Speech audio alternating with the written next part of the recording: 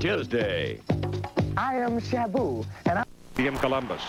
Oklahoma place kicker Uwe von Schamann waiting to win or lose a football game against Ohio State. The coaches in the pulpit of anxiety. This is what happened. 41-yard field goal to win it. It is long enough. It is good. Wow.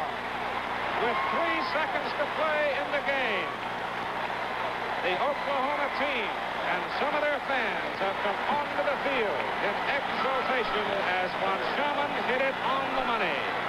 Just a few yards away from this exultation, Ohio State players still lying prostrate on the field, pounding the turf in frustration, walking dismally away.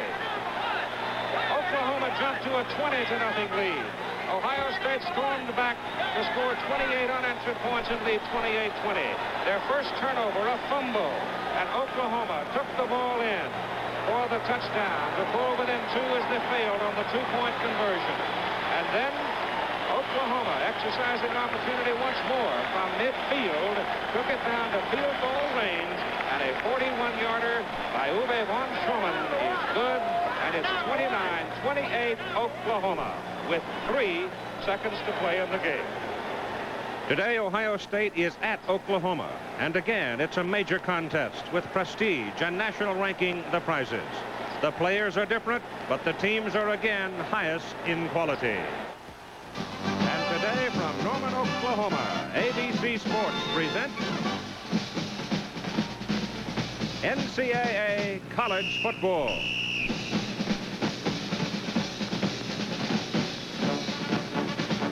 The second meeting ever between the Ohio State Buckeyes and the Oklahoma Sooners.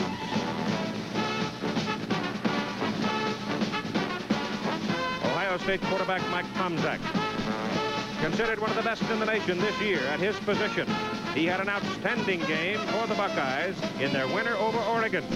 This, a 41-yard scoring throw. And a prime figure for Oklahoma today, running back Marcus Dupree, who raced for 138 yards and the Sooners' opening win over Stanford. Just a sophomore, but already one of college football's more dramatic performers. The Sooners and the Buckeyes get it on today in Norman. NCAA College Football. This ABC Sports exclusive is sponsored by Chevrolet. America's on the move, and Chevrolet is supplying the wheels. Chevrolet and you taking charge. By Michelob Light, an exceptional light beer with a rich, smooth taste. By the U.S. Army, a place to be all you can be. And by Goodyear, makers of Eagle High Performance radios. Owen Field, Norman, Oklahoma, and here come the Buckeyes. They were 9-3 in 1982, won the Holiday Bowl. 1983, their opening game, they defeated Oregon 31-6. They're coached by Earl Bruce. The Buckeyes out of Columbus, Ohio. And now, the Oklahoma Sooners. 8-4 in 1982. Their opening game, they beat Stanford 27-14. Their head coach is Barry Switzer, the winningest coach, active coach in the country. Hello again, everybody. I'm Keith Jackson along with Frank Broyles. We're already soggy because it is hot today. It's well up into the 90s, well over 100 on the field. Tim Brandt will tell us about that. Going into this ball game, Frank Broyles, Barry Switzer was loose and easy. Earl Bruce was tight and grouchy. That's about the norm for the two of them the day before the game. And despite their protestations that they're conference teams, this game means a lot to both. Oh, the adrenaline is really flowing, and what these coaches recognize is the winner is going to gain tremendous momentum for the rest of the season. And Keith, on the other hand, is such a big game, and these schools are so well respected that the loser won't suffer very much in the polls. Let's talk about the basic weapons now. For Ohio State, you've got to talk about the quarterback Mike Tomczak, who's rapidly developing into one of the best in the land, and of course, Oklahoma's Marcus Dupree. Keith, I'll confess, I'm anxiously looking forward to seeing Marcus Dupree play. The coaches tell me that he's the most electrifying, exciting runner in college football. Last year alone, he had 6 touchdown runs of over 60 yards. He's so big, to over 230, fast, runs a 4.5, and once he gets turned downfield, seldom does initial tackle get him down, and he has the speed, which is evidenced in his 86-yard touchdown run against Nebraska, to run off and leave the deep players. Now Tomczak and his weaponry. Can he control the football for Ohio State with the passing game? Well, his performance is going to be the key. Tomczak's on fast roll right now. In the last 8 games, including last year, he's hit 61% of his passes, 15 touchdowns, only 3 interceptions. But the one thing that bothers Ohio State, their tailbacks, Byers and Lindsey, fumbled 3 times last week, combined for only 54 yards, which means that Tomczak has got to have a hot hand if Ohio State is going to win this game. But his is not a short possession type passing game. He tends to strike deep. He goes deep most of the time off of play action passes, and they try to keep the short yardage with the runs. And if Oklahoma can stop the runs, they're going to be in serious trouble. Well, it's Ohio State, ranked number 6. Oklahoma, ranked number 2. It's a hot afternoon, but it ought to be a hot ball game, too. Ohio State will receive it. Tim Lasher, a walk-on sophomore from Plano, Texas, kicking 2. Keith Byers and Kelvin Lindsey. There's young Lasher. He walked on this spring, got himself a job. And he's got the wind behind him. He should carry it very deep, and he does. It is way back and beyond the end zone. As a matter of fact, it's 3 points. He knocked it through the uprights. Right now, let's check in with our colleague Tim Brandt about the heat down there. And Keith, it is a hot one. Outside the stadium here in Norman, Oklahoma, it is 95 degrees. Within the confines and all these people, it is close to 98. But I want you to take a look at this. The AstroTurf, it is well over 120 degrees.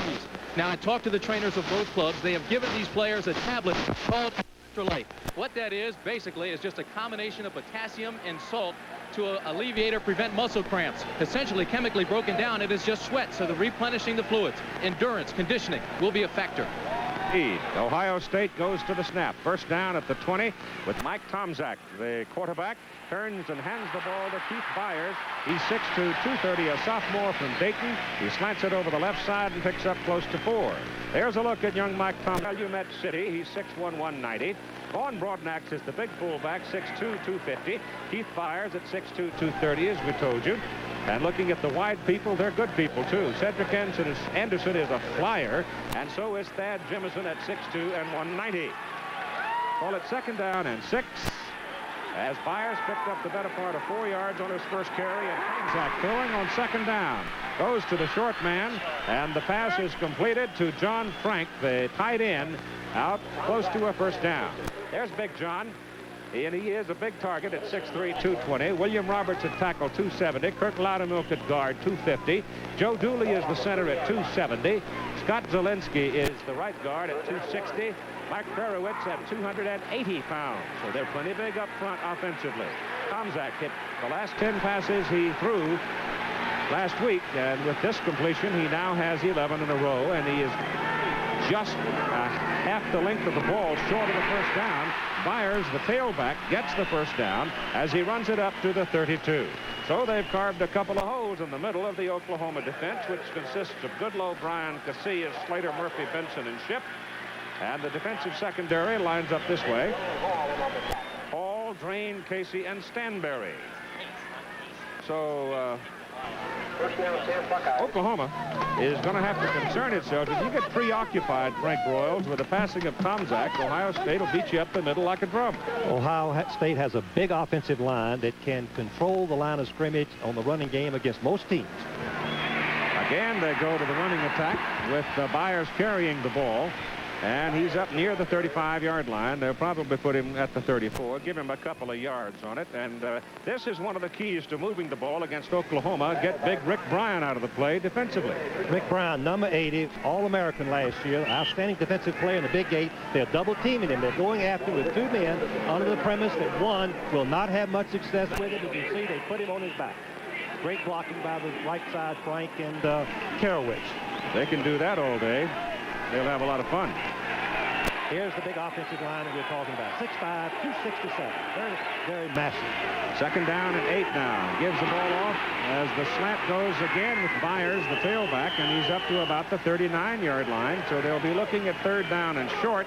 And once again, the Ohio State offensive front gave him a door. Fake pass and run is a play that all teams use effectively on long yardage, and you can see the center Dooley blocking the nose man Casillas over the side, letting Byers break right through for a nice gain.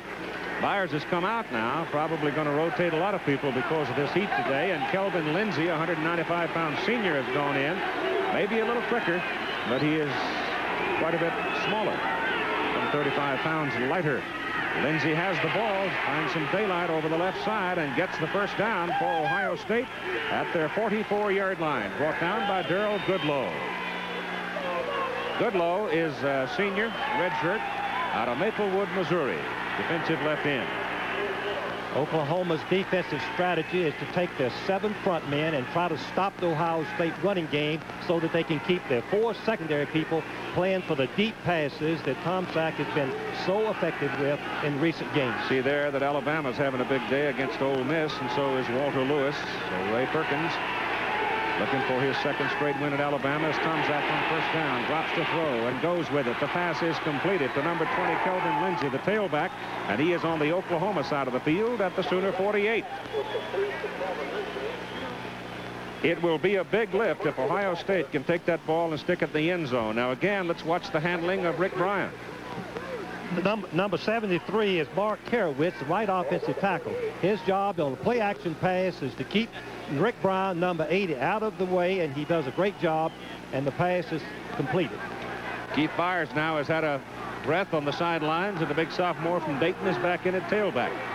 That's a big backfield, 230-pound tailback and a 250-pound fullback. And here comes Tom Sack on a bootleg, got a block to turn the corner, and he's got an Ohio State first down, just short of the Oklahoma 35, Brian Hall, the tackle for the Sooners.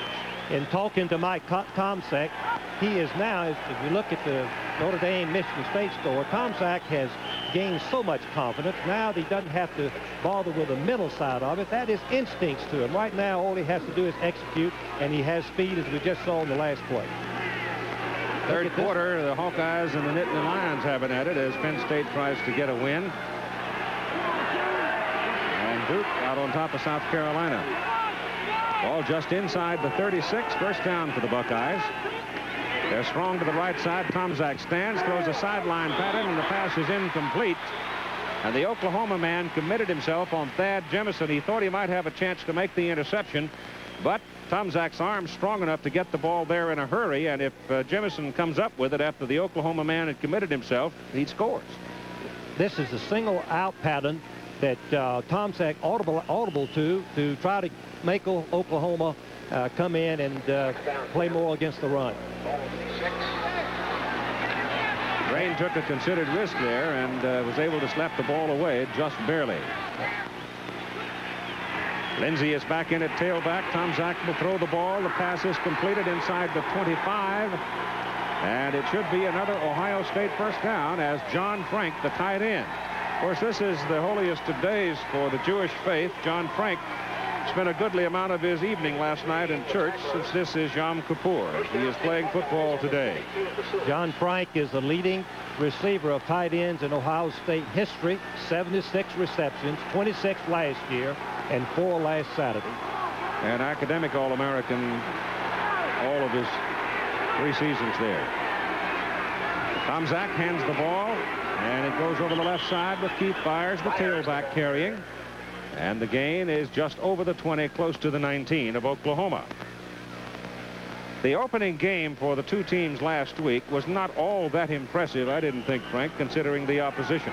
Well, Ohio State wanted to rush more than they did, ended up with 204, but look at the predominance in running of Oklahoma. Only 38 yards passing, 10 times as much rushing, 395. So the tailbacks now being rotated by Earl Bruce. Lindsey is back in, has the ball on a power sweep to the right side. And the Sooners, who run very well between the boundaries, they're a tough team to gain much yardage on, trying to go east and west. And they get him down around the 16. Surprisingly, Oklahoma's defense is staying with their 7-man front, using their secondary to cover against the pass. And it seems to me that as the team threatens your goal line, they're going to have to bring in their strong safety and cornerback to help against the run. With the temperature close to 130 degrees on the artificial surface here, those two tailbacks are going to travel a lot today, having to carry the plays in. Tomczak on another drop, goes the short way to Frank, the tight end. And Frank puts his head down and scores. The Buckeyes get on the board.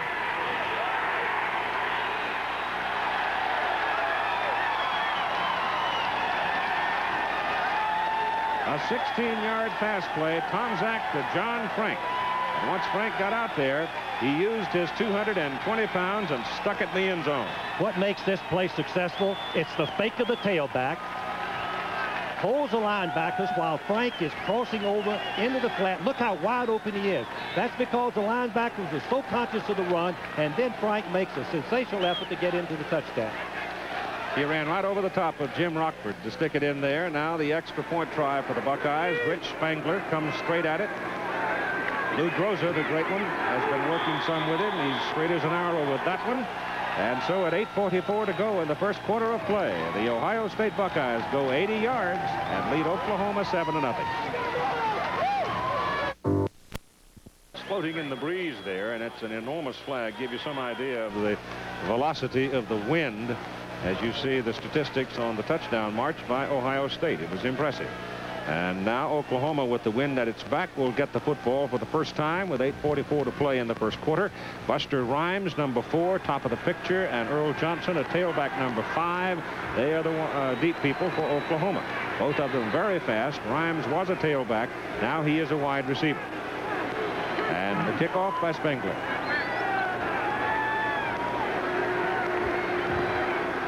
Hangs it up into the wind. The wind's going to knock it down at the goal line, and it's Buster Rhymes. Breaks it out. He has great speed, and one man shoved him out of bounds. It was Pepper Johnson that kept him from going 100 yards for a touchdown. There's Buster Rhymes. Watch him. He doesn't delay. The good runners of kickoffs, they just find them below track, and then they ignite right through it. Buster Rhymes ran a 9.400. You can see that he has speed and size both. He's 6'3", 200 pounds, and comes close to going all the way. Oklahoma starts first down just beyond its 36 with Danny Bradley pulling the trigger on the wishbone. And the first man, Spencer Tillman, gets it and slants it up to the 39. Let's go back to the Ohio State touchdown. If you got here a little late, an isolated picture of the man who scored it, tight end John Frank. Watch how Frank goes across where the linebackers are troubled with the fake. Look how wide open he is, because the fake in the backfield kept the linebackers at home, and the split end decoyed the halfbacks back, but the impressive thing was the effort of John Frank, the tight end. It is second down and 7, and the pitch goes back to Marcus Dupree. And Dupree, 6'3", 230 pounds, pounds it up across the 45. Danny Bradley, the quarterback, 5'10", 185, and quick as a hiccup. Spencer Tillman is the fullback at 205 pounds, very quick. Marcus Dupree, I'm sure by now you know all about him. And Steve Sewell, the wingback, 6'4", 200 pounds, with Buster Rhymes outside at 6'4", 215. There have been many years where Oklahoma's had small people at wingback and wide receiver, but this year they've got big people. It's a first down for the Sooners. Out on the 47, and Bradley turns and hands it off quickly to the first man out of the wishbone. That would be your fullback. And Spencer Tillman was a freshman redshirt starting this year. Johnny Fontenette playing with a sore shoulder, 6 feet 230 at tight end. Brett Burks, a 270-pound tackle. Paul Parker, 280-pound guard. Chuck Thomas, a 270-pound center. Eric Pope, a 265-pound guard. And David Dillingham, a 265-pound tackle. Time out on the field for an injured player. Looks like it might be Eric Pope. If, in fact, it is Eric Pope, they've got a problem, because Tim Randolph has been playing in that position. They had hoped to use him some today to back up at tight end. Score 7-0. We'll be back. Vasilius, Nelms, Morrill down. Linebackers are Lowry, Backus, Tatum, and Curtis. Secondary, Lane, Gale, Sean Gale, Doug Hill, and Kelvin Bell. Eric Pope went straight to the locker room. Looked like a dislocated shoulder, some kind of an injury to the shoulder. Tim Randolph, who had scheduled to play at tight end, had to hurry up and put on a guard shirt so that he could come in and play the offensive right guard. And you see Danny Bradley keeping the ball, being run by Garcia Lane on the play. When Oklahoma gets in the middle of the field, they like to go to the wishbone because the wishbone is a mirrored offense, meaning you can run equally to the right as well to the left. And Ohio State played it beautifully. Bradley is so quick, though, Frank. He's a holy terror when he gets out on the corner. In Oklahoma's I formation, the runner, the quarterback, the fullback, and tailback are all outstanding runners and threats to go all the way. Sooners are looking at 3rd down and 8 now from their own 48. And Bradley's going to put it up for the first time today, get some pressure, turns it around the other way. He's got nobody to throw it to. He's got to do it all by himself, and he can't do it. Ohio State's pursuit was pretty good. And you've got your first penalty flag of the afternoon as Garcia Lane kept him from breaking for the first down. He had absolutely nobody to throw the ball to. Oklahoma had only one man receiver pattern, and Ohio State had him double covered. And you see the call by the referee, Tom Quinn, clipping on the Oklahoma Sooners. While we're waiting for the penalty, let's check in with Jim Lampley in New York. In the Nittany Valley, they have just gone to the 4th quarter, Keith. Penn State now trailing 35-28 after a long run by Norm Granger of Iowa. Since that time, Strang has completed a 60-yard pass, so Penn State is back in scoring territory early in the 4th quarter. Remember, they only scored 6 points in their first 2 games, or 9 points in the first 2 games, so much different today. Keith? Well, it sure is different in, up on the mountain at Penn State these days, too. On the offense. 3rd down. Replay the down. You saw the officials reflected there. Tom Quinn, the referee. Wayne Meese, the linesman. Otto Pulls, the field judge. Bob Placeris, umpire. Kent Houchy, the line judge, and the side judges. Ed Clark, Dan Upson, the back judge. On 3rd down, Oklahoma goes on the ground with it. And Ohio State's pursuit is very good to get Spencer Tillman. And now the Buckeyes asserting themselves, taking the opening kickoff 80 yards for a touchdown, and they have shut Oklahoma down here in the Sooners' first possession. We can expect and take notice that Oklahoma will run the ball a lot on 3rd and long, obvious passing downs, because most of their time with their quarterback is spent on the triple option. Very little on the passing game. Darren Ataya is in to do the punting. Punted 4 times against Stanford last week, averaged 38.5 yards per kick. Got a little pressure on him. Gets it out all right. The wind helps him some. A high hanging kick and a fair catch is called by Garcia Lane for Ohio State. So the Buckeyes have pretty good field position. They're just beyond their own 32, leading by a score of 7-0. Ball back, and Hugh Hindman, the Ohio State athletic director, just passed by the door and obviously had both thumbs up. Very pleased with the way things are going. Now here's, I think, a test for the Oklahoma defense. Ohio State goes to the attack with 41 Keith Byars carrying. And the Sooner defensive unit asserts itself. Well, this time Rick Bryan was not to be handled, and he got his man. Rick Bryan is very effective when he's away from the ball, meaning the play's going away from him. And when the guard pulls, it gives him a natural gap to go through, and he has the speed. He was a tight end in high school, and he has the speed to tackle the ball carrier for a loss. Loss is back to the 32, so it's 2nd down and about 11.5 for the Buckeyes. And they've got Thad Jemison way wide to the bottom of the picture as Tomczak puts it in the air over the middle, and he hits John Frank with another pass. And another big gain for the big tight end as he goes to the Oklahoma 41. Keith Stanberry brought him down. This is beautiful execution from the end zone. Watch the execution by Tomczak. Faking the other way, turned back, and throws the ball over the linebacker. The key is he's got to get the ball over the linebacker's head, and he does perfectly. And John Frank, the tight end, what a football player he is. As Keith Azar says, combined so successfully the classroom and the locker room. He's caught 4 passes for 63 yards in the ball game so far. The way it's going, he may have a big day. They hand it off inside, and it goes to the big old tailback, 230-pound Keith Byars. And he just hammering. There's nothing fancy about that. They just go helmet to helmet and go after him. Well, Keith, when you have the massive offensive line, Ohio State's always been known for running the football. That's what they work on. That's what they stress. That's what they emphasize. They want to run north and south as much as they can, and they're making just enough yards to move the chains combined with Tomczak's accurate passing. 2nd down and about 4.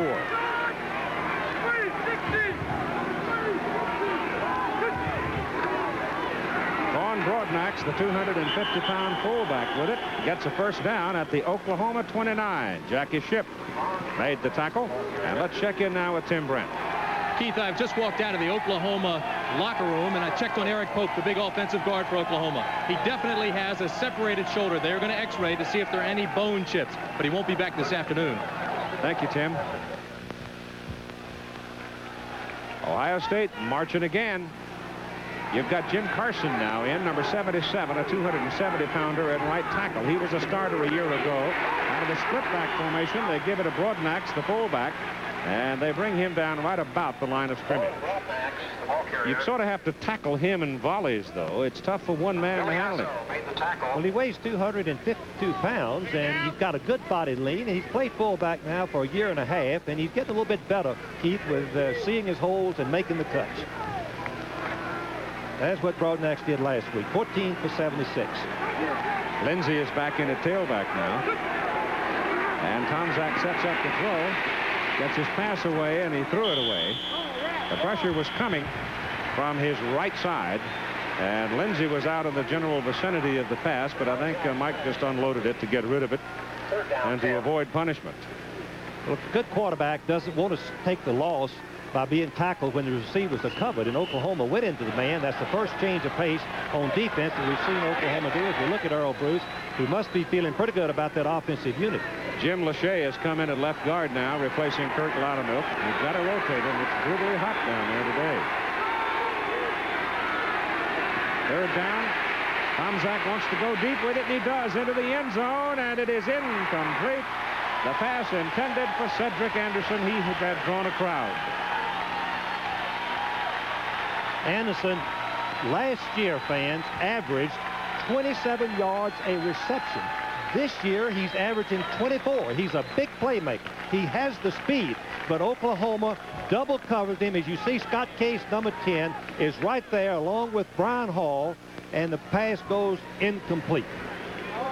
And it is fourth down. And into the ball game is Rich Spangler. Now, the wind is quite brisk into his face, but there's a very large segment of spectator stands there. The ball's not going to get there. It looked like it was tipped by somebody as it cleared the line of scrimmage. So the 39-yard field goal attempt is way short of its mark. And Oklahoma now takes some heart in the fact their defense stopped Ohio State. Promoter Aaron Pryor, the final bout for the Great Arguello on ABC's Wide World of Sports next Saturday. 3:24 to go in the first quarter, and the Oklahoma offense now gets the ball back. The defense holding Ohio State at the 29. It is Tillman and Dupree lined up in the I formation. Losing his footing, Dupree loses the football. They're going to call him down up at the 31. He almost bounced outside. He tries to bounce outside because of his speed. He then can line up and play against the cornerbacks. Watch Dupree, number 22, the electrifying freshman. He trips over his tackles, Burke's feet, and he loses his balance a little bit, and finally they get him down. Dupree, of course, is a sophomore, had a great freshman year last year. 902 yards rushing. Now they're back in the wishbone. Ball is given to Tillman. And Tillman's not getting much so far today. Roland Tatum, Ohio State linebacker, says this about this ball game today. Really what people come to Ohio State to play football, and the Oklahomas and the USCs or what have you. It's just the tradition that follows this. You know, it's so much wrapped up into this game. I really don't think that I myself, and a lot of other players, won't really realize how important it was until after it's over. Outside it goes to Dupree. He gets coattailed as he gets up to about the 38 and falls down just short of the 40. And it was Roland Tatum, the young man you were just listening to, involved in the tackle along with Doug Hill, and you got a penalty flag. Could have been a face mask. Procedure. Oh, ooh. Boy, that hurts because they had the first down. Here's Tatum on the option play. Tatum, number 32, is a linebacker. He has to be the inside pursuit when the Oklahoma team runs the option play. He's got to be able to run. He's an agent of action on the option play, and you can see that he gets out and lassos and pulls down, at least slows down Dupree. He's a 225-pounder, a senior out of Inglewood, California, and not related to Jack Tatum, who was an All-American at Ohio State. Illegal procedure on the offense. Now Oklahoma with 3rd and 10, Keith, has got to decide on this end of the field, will they risk the passing game with Danny Bradley, who's a pretty good accurate passer, but Oklahoma are not known for their passing, or will they run the ball on 3rd and long? On the throw, slips and falls down, but caught himself. Now he gets a little help and comes back upfield to the 40, to the 43, 4, 5. First down. All right, let me say this about Danny Bradley and the quarterback position at Oklahoma. If Bradley steps in at that position, has a big game, and takes charge, look out. The Oklahoma coaches said if Bradley can make the big play, we can have one of the great football teams we've had. He nearly slips on the turf here. He grabs his arm and gets back up. Now watch his quickness. He is an outstanding runner. All the Oklahoma backs can run. That includes their quarterbacks. As you can see, he makes the first down. Ran for 65 yards against Stanford last week. This is Dupree. Fumbles the football. He was hit just as the ball arrived. Ohio State wanted it, but they didn't get it. Boy, they are really after Dupree. Ohio State's defense is penetrating on the base plays, which is very surprising because Oklahoma, with their big offensive lines, if we look at Dupree's numbers so far, the Oklahoma line should keep the penetration out on the base plays. Well, they haven't done it so far. No, they haven't. I know they're trying to get those mistakes straightened out. Second down and about 10 from the 45. Bradley back there wants to throw. Goes over the middle with it, has a man, but he threw the ball too high, and Steve Sewell could not pull it down. And Steve was wide open. All he had to do was just loop it a little bit, and he threw it too hard. That's the third quarter score there, 21-21, and ooh, that ball's going up and down the field, huh? Dave Urema, the quarterback of Michigan State, keeping him in the hunt. Florida State was trailing Tulane, but they've come back to lead. And there's a final, and as the Ivy Leaguers open this weekend. Third down and 10. There's your pass, and it was tipped. The pass was intended for Steve Sewell, and it was tipped by Clark Backus, one of the inside linebackers. Just enough. Backus, the linebacker, gets deep, has a real deep drop, and Bradley's trying to lay the ball over the linebacker's head. See, he's put the ball up in the air. Sewell is wide open, but the ball is deflected and goes incomplete. Now it was Fontenette, the tight end, number 83. Could have caught it, probably should have caught it. But sometimes it's hard when that man's 5 feet in front of you and has tipped it just a little bit. Here's the punt by Ataya. A little better kick this time, a little deeper. And it runs Garcia Lane back inside the 20. And his return will bring him back just beyond the 20.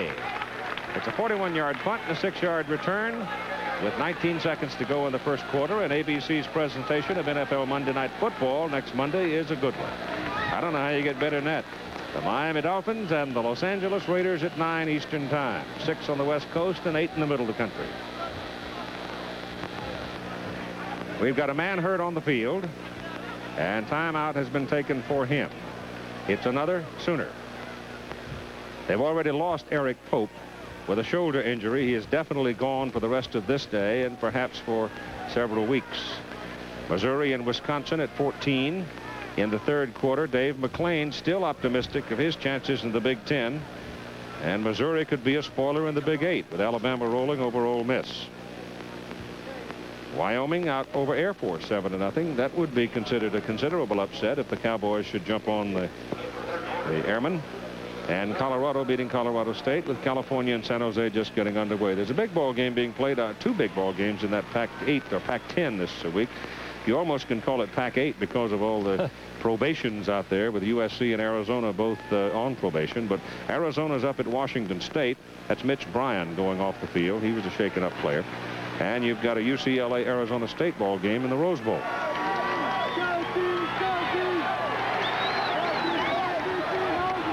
First down for Ohio State. Call it to 20.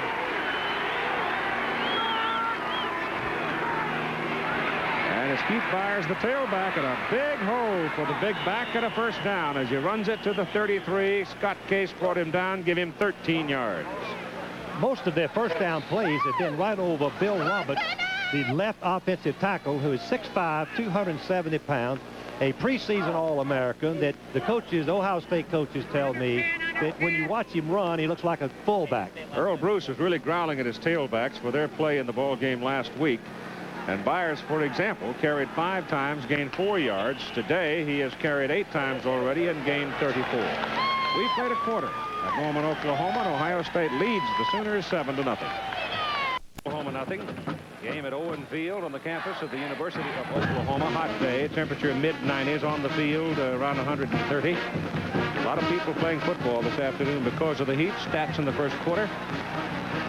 Here are the stats, and they reflect exactly what we've seen so far in the first quarter. Complete dominance by Ohio State. Look at Oklahoma, not 0 yardage passing. And that ball off to Lindsey, the tailback. And I guess Earl Bruce is preaching to his tailbacks. Has done a good job. That's another first down. Here again is Jim Lampley. Here's the latest bad news in a season of bad news for Penn State fans. 8 minutes to go in the ball game. Iowa now leads 42-28. A 77-yard touchdown pass from Chuck Long to Ronnie Harmon. Long now in the game, 16 of 30, 345 yards passing against the Penn State defense. Keith? Well, that Iowa's a pretty good football team, too, Jimmy. I'll tell you, Hayden was optimistic. Looks like he's got all of his pieces in place. Tomczak trying to roll it out. And it was sort of an option, but he, I think, committed himself to keep it, and the Sooners got him. So on the first down play, he loses a yard, bring up second down 11. The ball is sitting at their own 43. As we look at the Oklahoma defense, I know that they're in a little bit state of shock because they felt like this is going to be the best defensive team they've had in 3 or 4 years. But their style of play is not one that's going to take the ball away from Ohio State unless they can get some more people up into the running game.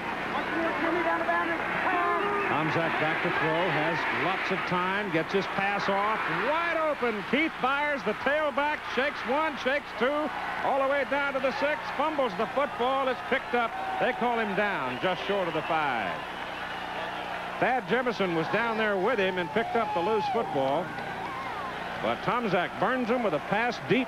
Play covers 51 yards. It's a pattern where the quarterback rolls towards the camera and throws back to the tailback.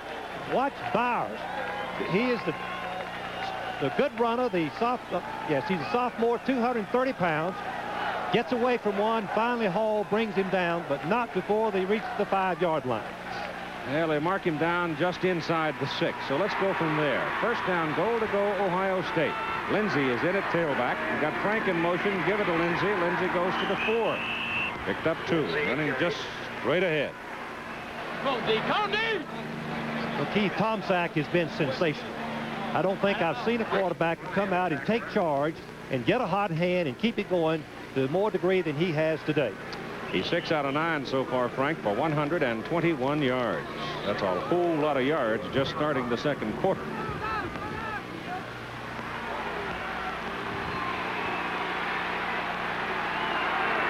Broadnax and Byers. Broadnax, the fullback. They might give him a yard, maybe advance him to the 3. But I tell you, they made him look like a wishbone there for a minute. One fella had one leg and another fella had another leg, and another guy was beating him on top of the head. So they really jumped on Big Von Broadnax. Now it's decision time. What would you do at home if you had to call on 3rd and 3? They've run twice and gained only 2 yards. Student body right. We have a divergence of opinion here. There's Earl Bruce. Tomczak on an option. Keeps it. He tried to stick it over the goal line with a one free hand, and they won't give it to him. It's going to be 4th down, and they're going to call him down at about the 1. Watch this now. He's going to go down, but he's going to take that ball with that one free hand and stick it across the goal line. Well, if he's in possession of the ball and he can touch the goal line with the ball, it's a touchdown. He's down, or if he penetrates the plane, it's a touchdown. But his knee was down before he pressed the ball to the goal line. Ohio State will call timeout. They don't want to mess up anything here because they are looking at 4th down. They're about a foot away from the goal line, so they want to make sure everybody out there knows what they're supposed to do. And Ohio State will come to the ball. They are a foot away from the Oklahoma goal line, bidding for a 2-touchdown lead here early in the 2nd quarter of play. Oklahoma will try to penetrate and build another line of scrimmage a yard in the backfield, but I look for them to run right over Roberts, the left tackle. That's Byers. He did not get there. Oklahoma holds him. They did exactly that, Frank. They stripped the backs and they tried to slant him. And nothing doing as Oklahoma stacked that side with Drain, the cornerback, and Case, the free safety, coming up to help on the play, and they stopped him at the 1. Keith, that's the play that Ohio State calls is a delayed play. They're going to take the ball back, hand it to the off halfback. That's not a high percentage play on short yardage, as the tailback doesn't have a chance to jump over the line as he would if he were lined up in the I formation. Byers just couldn't get turned downfield. He was running east and west too long. So now the Sooners, the defense again braces itself, stopping Ohio State. And let's see if the Oklahoma offense can generate something. They've done nothing so far. They've gained 31 yards. Bradley, the quarterback, just keeps it and runs it out to the 4. Here again, Jim Lampley. Keith, Florida State is flirting with disaster again. 3rd quarter, Tulane has tied it at 21 on a 39-yard touchdown run by Elton Veals, the well-traveled one. Key story in the ballgame, Greg Allen, the nation's leading rusher, has a strained knee, perhaps further injury. He's been examined. He may play some more today, but if not, that could be a problem for Florida State in the future. Keith? It sure could. Boy, Bobby Steen giving up a lot of points. Well, fumble, and Ohio State's got it. Roland Tatum gets on the football. It looked for a moment as if the Sooners were going to get out of there as Dupre, struggling with it, lost control of it on a hot day, and Ohio State makes a break. How many times do you see the ball get knocked out when the back is struggling for extra yardage? Dupre had the first down, but Tatum, number 32, is really the bell cow of their defense. He's the one that makes the big plays. You can see that he slows down on the first hit. He gets up and comes back and has the presence of mind of being there, Johnny on the spot, and gets the ball. And the Oklahoma defense is back on the field, facing Ohio State's offense at the Oklahoma 15. And if the Sooner defense has to stay out there much longer, they're going to wear them out early in the ball game. Cedric Anderson going in motion. Tomczak got the throw. Goes to the short man. That is John Frank, the tight end. Touchdown.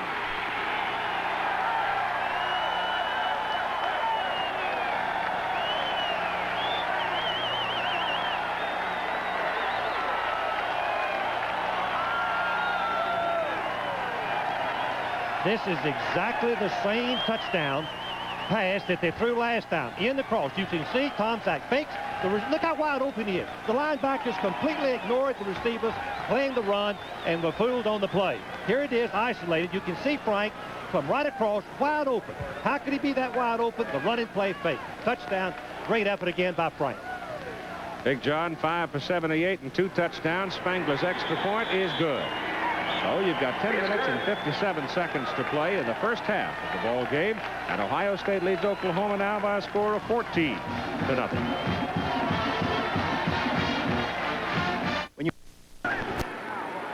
That's a good combination. When you've got a tight end like that, using Keith, you and I have talked repeatedly about the difficulty teams have in covering a tight end after a good running play fake.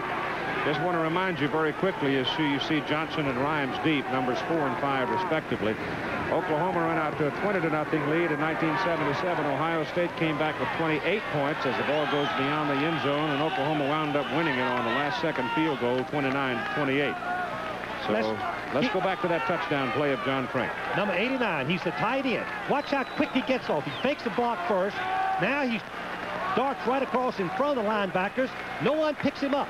This pass has been open 3 times so far in this ball game. Oklahoma must change their defense and drop the outside linebacker if they're going to stop this pass. But the effort right there was just outstanding. Daddy wanted him to play basketball at Pitt, where he had played. The Camp of Buckeye has become a great one. First down for Oklahoma, and whistle stopped.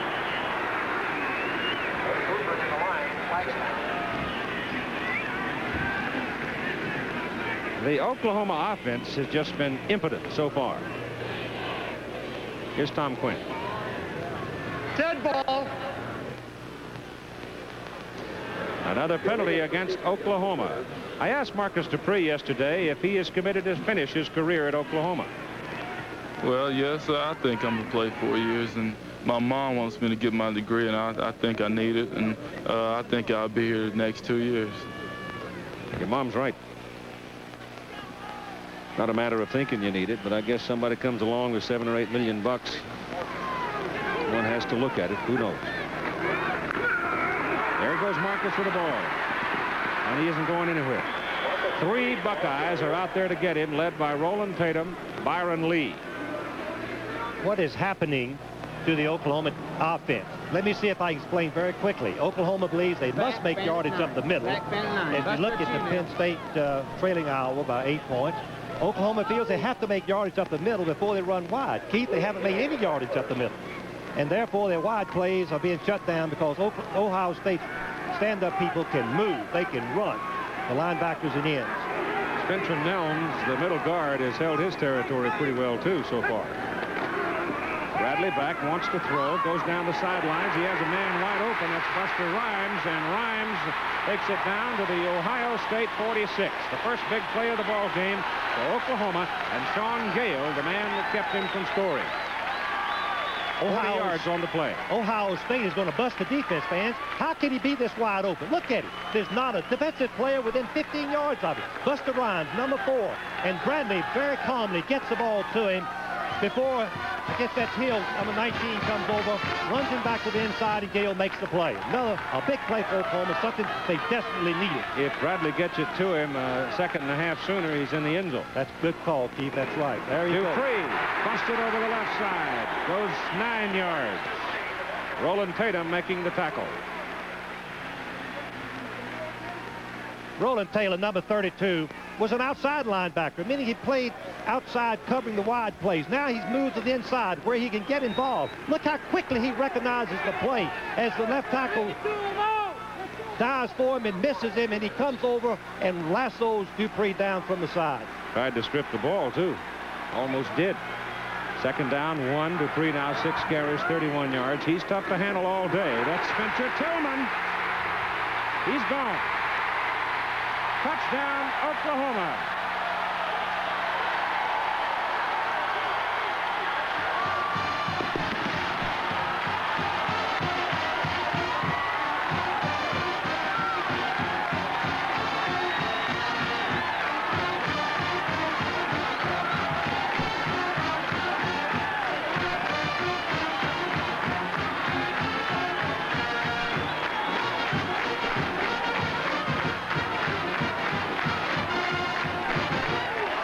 Spencer Tillman, a redshirt freshman, and in my opinion, one of the better running backs in the country. Just happens to be in the same backfield with Dupree. But he blew that one from 37 yards. The extra point is up, and it is good. David Culver, with 9:14 to play in the first half, makes it a 14-7 ball game. From the end zone, we're going to see this run by Spencer Tillman, number 34, the fullback. He's going to go right up the middle, and you're going to see Thomas block Helm all the way over to the side. And watch the cutback. The quickness of the feet of Tillman is outstanding. The coaches say he may be the best cutback runner they've seen. Look at his body lead. He also runs a 4.5. All the Oklahoma backs seem to run a 4.5.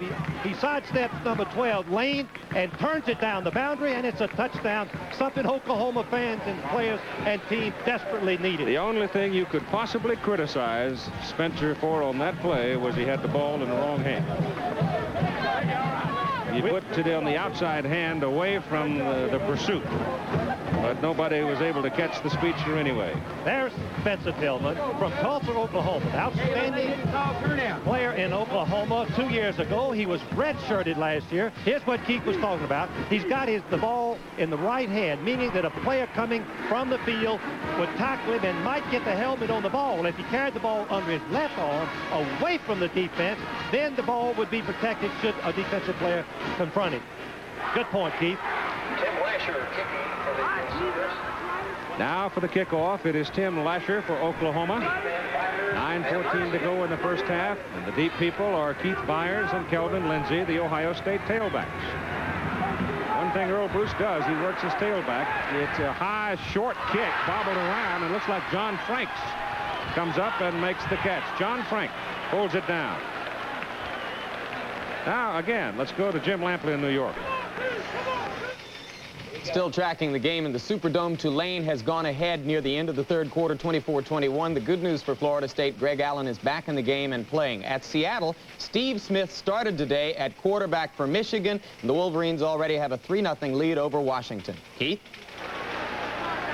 All right, Jimmy, thank you. Spencer Tillman, there are the statistics on the... That was an impressive possession. You had the two big plays. Now, you had the Buster Rhymes pass reception for 40 yards and then a 37-yard run by Spencer Tillman, accounting for most of it. Now, Ohio State comes back. And their big gun so far has been obviously Tomczak, the quarterback, but John Frank, the tight end. They hand the ball off inside to the fullback, Vaughn Broadnax. And Broadnax from the 31 gets up across the 35 for 5 yards. And Keith, once again, on first down, they run the ball right behind the All-American candidate, Bill Roberts, and also Kurt Loudermilk, the left guard, number 63. They're outstanding blockers. They can sustain their block and give the ball carrier a chance to make his cut.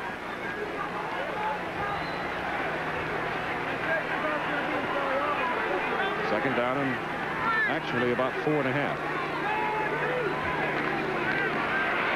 The tailback, Lindsay, and he's got a first down. Kevin Murphy brings him down, a junior out of Plano, with help from Thomas Benson.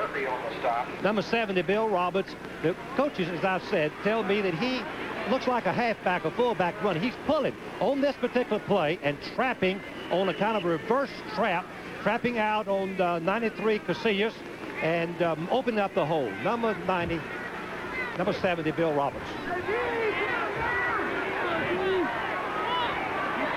Jemison and Anderson are the wide people for Ohio State. Tomczak gives it again to Broadnax, and this time the Sooners were right there. Number 68, Slater, and number 93, Tommy Flemons, who is now in at nose guard, 245-pounder out of Altus, Oklahoma. And his quickness that time got him past Joe Dooley, the center. Keith, that's a good point. They slanted. Oklahoma slanted, meaning they shot the gaps, trying to get some penetration, guessing again that Ohio State was going to run over Roberts on first down, and they were right. It's second down, 11, just short of the 40.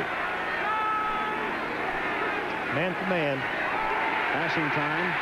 Pass is away. Pass intercepted. Tomczak overthrew it, and he threw it right into the hands of Jim Rockford. And Oklahoma now in good field position, owning the football.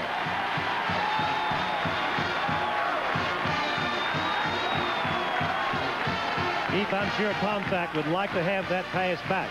When you throw the curl, we have repeatedly told you fans, the quarterbacks are taught to keep the ball below the shoulder pads, because anytime you overthrow a short pass, it's likely to be intercepted. Look at it. The ball was overthrown, and there's Rockford, number 2. All he's got to do is pull it in. First interception of Tomczak this season. Oklahoma first down. Ohio State 39. Give that ball away to Earl Johnson. In for the first time today. 5'11", 200-pound redshirt freshman from Dallas, Texas. Ran for 96 yards last week, sharing the job with Marcus Dupree. And Earl Johnson is no slouch. He just happened to be the outstanding back in Texas 2 years ago. He also was redshirted last year, and they expect great things from him. They got more than one barrel to load. They certainly have. In a hot day like this, that's important. Second down and 6 as Johnson gained 4. Paul Lewis, wide man, top of the field. And they hand it off inside to Tillman. And Spencer Tillman gets a first down for Oklahoma at the Ohio State 21. Steve Hill brought him down. Here's Tim Brent. Keith, in that last Oklahoma scoring drive, Marcus Dupree carried the ball, but he twisted his knee. The outside of his left knee is injured. It is taped now with ice and a wet towel. They are going to watch him gingerly. It does not look like he'll be in the rest of this half, but they will check it at halftime. You can see the knee now. He has it taped in ice. Yes, sir. Tillman now, 6 carries, 59 yards. First down, just short of the Buckeye 21.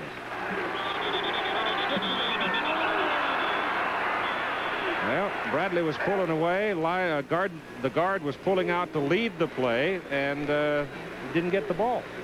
It's hot down there. It's stuck to the grass.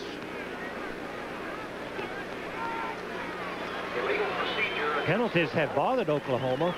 In their first possession, Ohio State didn't stop them. They stopped themselves with a penalty.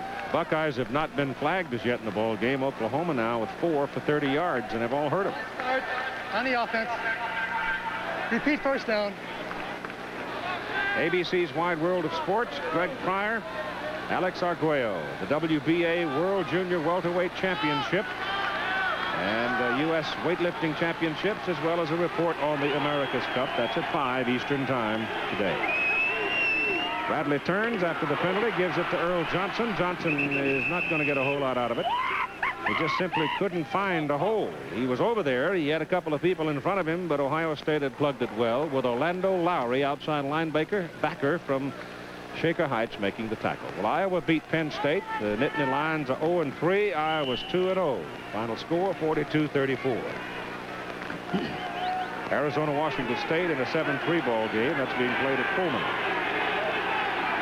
And Alabama's on a roll. Second down, 11 from the 22 for Oklahoma. Bradley back to throw. He's got a man, but he's too late finding him. Now look out. He's got some open field. Gets it off into the end zone. It is incomplete. Incomplete, as John Fontenette had come across, and there was very good coverage by Kelvin Bell. Fontenette, number 83, the tight end, makes a good reaction. He's right there. Look how wide open it is. Ohio State busted this coverage, but Bradley didn't see him. Now when Bradley scrambles to the left, Fontenette knows what to do. He gets running towards the sideline, same direction, and the ball is right there. Let's see what happens. Number 4, Bell, is right there. The ball actually hit in the shoulder pads of Fontenette, but he could not hold it. So it's third down and 11 now with Derek Shepard in at wingback. And the pass is incomplete, out of bounds. Buster Rhymes went up to get it, but it was incomplete. And now let's see if they send David Culver on fourth down. Ohio State, as you can see from the end zone, playing the pass. They're not rushing. They're trying to defend, and you can see the double coverage right there on the receivers. The ball was deflected and into the arms of Rhymes, but he doesn't land in bounds, and it's incomplete. So David Culver comes in for a 39-yard field goal try. Culver tried 2. His longest was 30 yards last week. He gets it up. Got to hurry. And the wind blew it out of there. He did not have a whole lot of leg on it.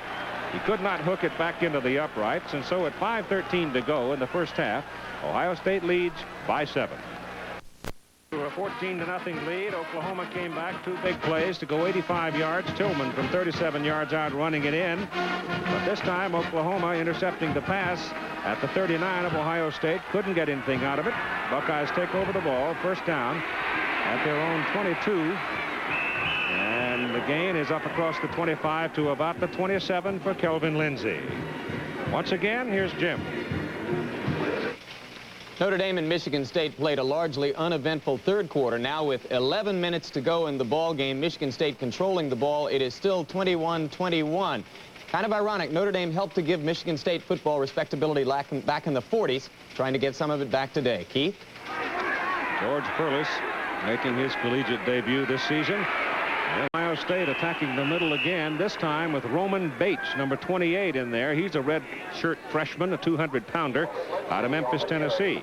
Marcus Dupree having an injured left knee. I'm not sure it's the knee. It looks like it's down on the side of the leg. But he is not expected back here in the first half, and they'll make an assessment of it at halftime in the locker room. 4:10 to play in the first half. Once again, Ohio State has run inside on 2 downs and picked up 9 yards. 31-yard line, 3rd down and 1, and Kelvin Lindsey is back in at tailback. And he has it. And he's close to the first down. We are about 20-odd floors up here. It's a little bit like sitting up on the 28th floor and calling a ball game on 6th Avenue. That's how high it is here at Owen Field, way up in the air. But this was the way they expanded their stadium, and they have one of the prettier locations in the country, and it's almost always full. They're expecting today to have a record crowd. Only the second time these teams have ever played, Oklahoma winning the first meeting at Columbus 29-28. It is a first down at the 33 for the Buckeyes.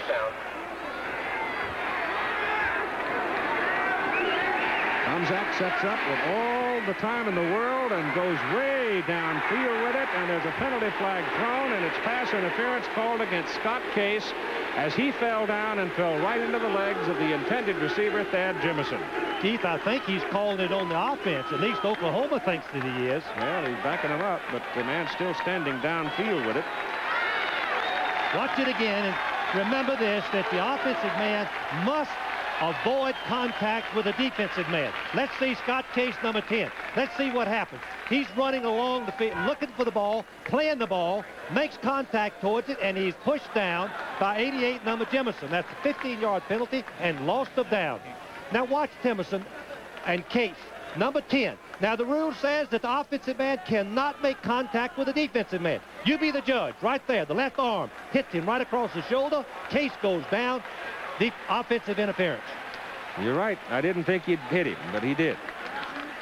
Loss of down, too, Keith. Boy, that is a big play. It's a difference of having the ball back on the Ohio State 18 and having it down on the Oklahoma 22.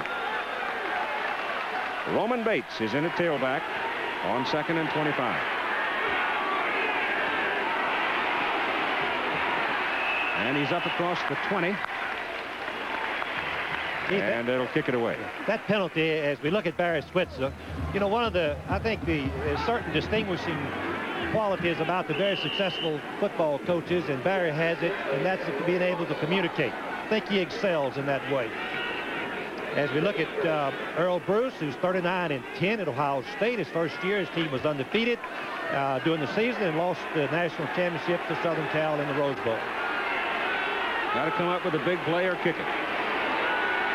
Tomczak again has all day and throws it to Lindsey way short of the first down. The deep people were well covered. Oklahoma was playing center field, and there was no chance to get the ball downfield to Anderson or Jemison. And so now, not finding the big play, they'll have to punt it away. And the man that does the punting is Carl Edwards, a senior, who averaged just less than 39 last week against Oregon. If he can get it up high and get some help out of the wind, he can kick them out of trouble. Buster Rhymes is deep for Oklahoma. Buster Rhymes returned one 66 yards last week for a touchdown. That's low. Gives him some room from the 26. And they get him at the 36. So Buster has a 10-yard return on the play. And you've got 2 minutes and 4 seconds to play in the first half. At halftime, we'll have highlights of Michigan State, Notre Dame, Washington, and Michigan. Washington teams going back-to-back against Michigan this year. Texas A&M's 12th man scores and all those kind of things with Jim Lampley, Jack Whitaker, and Dean O'Cook. Oklahoma first down at their own 36.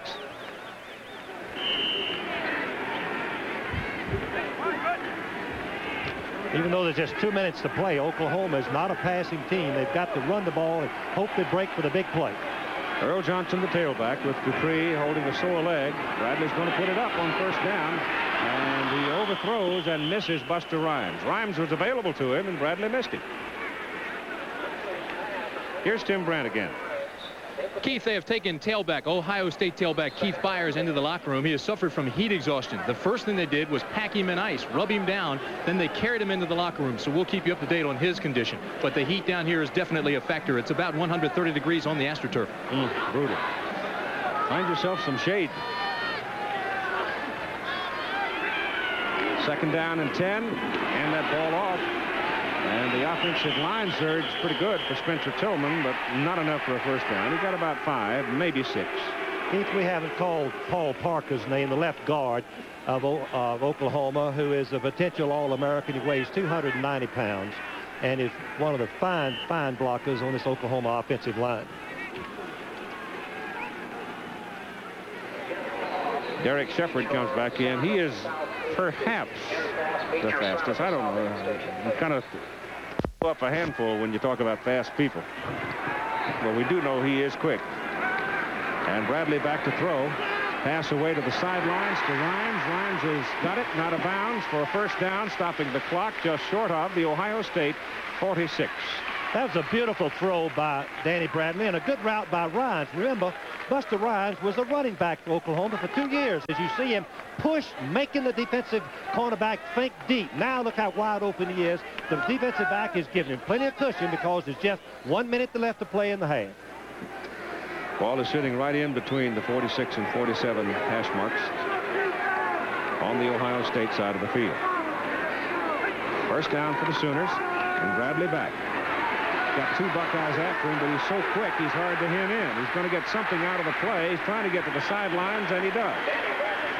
He gets the ball down to the 40 to kill the clock at 1:04. Well, there's Danny Bradley from Pine Bluff, Arkansas. Came to Oklahoma because he wanted to be an option quarterback. He wants to run the football. He's an excellent, has excellent quickness, and watch the fake. Now you can see what quickness is. A quarterback that can move. You can see that number 97, Creselius, has him hemmed up, and Bradley just breaks away and gets a short yardage. This will be a second down and about 3 as timeout is called.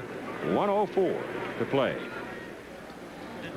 Both teams with 2 timeouts remaining in the first half, and Ohio State leading 14-7. Ball now, second down, 3.5 to keep it. Time the ally of the Buckeyes with 1:04, and Michigan State has regained the lead against Notre Dame by 7 points. The Spartans and the Irish have had some tough ones over the years. Here's Bradley back to throw on 2nd and short. Goes down the middle. He has a man, and he missed him. Steve Sewell was open. One of the problems, let me say this, and it's a defensive comment for Danny Bradley, but it's worth talking about. He's only 5'10", and it's hard to see. Well, a big defensive lineman do impair his vision and make him elevate the ball. But this was a good throw. I think that Sewell could have held that ball. He slowed up momentarily, and had he kept running, I think he would have been on a perfect strike. Sewell has dropped 2, but both of them he was fully extended. They give it to Spencer Tillman, and Tillman cannot break it loose. On the 3rd down and 3 play, he's a yard and a half short of the first down. On 4th down, and the clock shows 50 seconds. Keith, this is decision time for Oklahoma. I would project that they would run the ball on 4th down, get the first down, and call timeout somewhere along there and try to get the ball in for field goal range. They've got 1 timeout remaining now, having spent 1 right here. Well, if they can make the first down, while the chains are moving, they stop the clock, and maybe they can call the sideline play and get the ball out of bounds and stop the clock and talk things over. Frank, you play football down at Georgia Tech now, and down in September in that part of the country, it's pretty miserable sometimes as well with heat and humidity. And I remember some days when in heat like this, you can almost get giddy. You don't really know where you are or what you're doing. Keith, your legs get rubbery, and as you say, your mind wanders. It's just terribly hot down on the field. As we look at the coaches, Earl Bruce, who coached for was on the staff with Woody Hayes, and then went to Tampa, and then to Iowa State, had winning records there, and came back to Ohio State, and has had fine record. And there's Barry Switzer talking to his coaches. talking to his quarterback, trying to make up their mind what play they're going to run and make the first down. And if they do, what are they going to do then? Only got 50 seconds to work with and one timeout. 4th and a yard and a half. 2 tight ends, a running formation. It's Earl Johnson, sets up for an option pass, throws for the corner, and he overthrows his man, Derek Shepard. Shepard was loose and wide open. So they gamble on 4th down as Roland Tatum is hurt on the play and down on the field. Instead of going for the first down, they try to load it up on a halfback option. It doesn't work. Ohio State has the football back, and I am told that is Roland Tatum down on the field. Keith, going back to the strategy, of course, we hope Tatum is all right. He's a very outstanding player. I think Barry Switzer figured that with only one timeout left and short yardage, the gamble for the touchdown was a big play. Darrell Royal did that on us and won a national championship, if you'll remember. On 4th and 2, he went for the bomb, figuring he could not get the ball in the end zone in time to win the football game. I think that was his reasoning for going for the bomb on that particular play. Well, at 7-point deficit, I suspect that Barry still feels he's very much in the hunt, too. Very much so. And his defense gained a little confidence on the last 2 possessions. 3-3, Washington and Michigan. That game is being played in Seattle today. Washington having sold over 50,000 season tickets this year. Wisconsin leading Missouri, Dave McClain's ball club, and Tatum now walking off the field. Tough day. Wyoming and Air Force are even now. Wyoming was leading, and Colorado beating their neighbors up from Fort Collins, and California San Jose 6-6. Oklahoma will now, with this much time left, I would suspect, lay back, give Ohio State the short pass and try to prevent the deep one. Well, if Ohio State gets a big play out of it, they've got 2 timeouts to work with. And they've got the wind to their back if they do get in position for a field goal.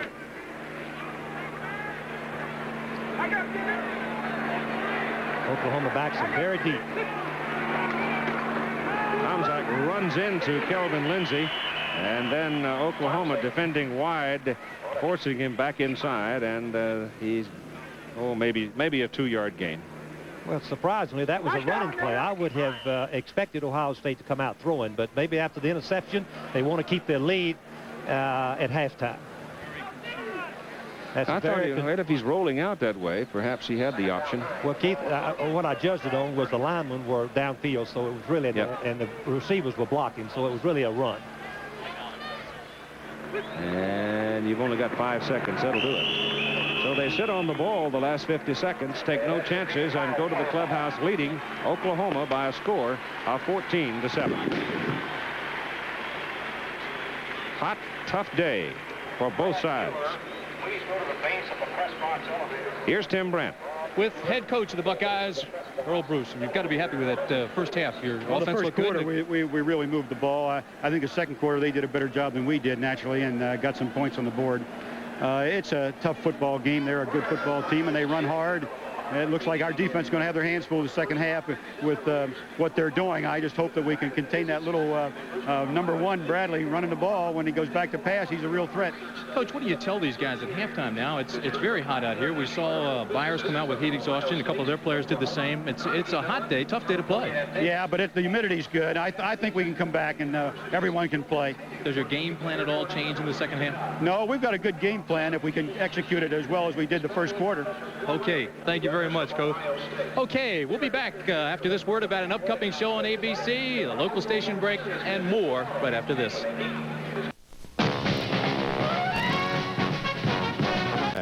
The 12th man is the student body, by tradition always ready to help the football team when called upon. And this year, Coach Jackie Sherrill called upon the student body to become his kickoff team. And that is the subject of today's Fireman's Fun Flashback. Today, Fireman's Fun Flashback is brought to you by Fireman's Fund Insurance, and Fireman's Fund Insurance is brought to you by an independent agent. The 12th man saw action 2 weeks ago on this opening onside kickoff against California. And overnight, the kickoff squad has become highly visible. How has it changed your life here on campus? Are you recognized now? Are you a celebrity?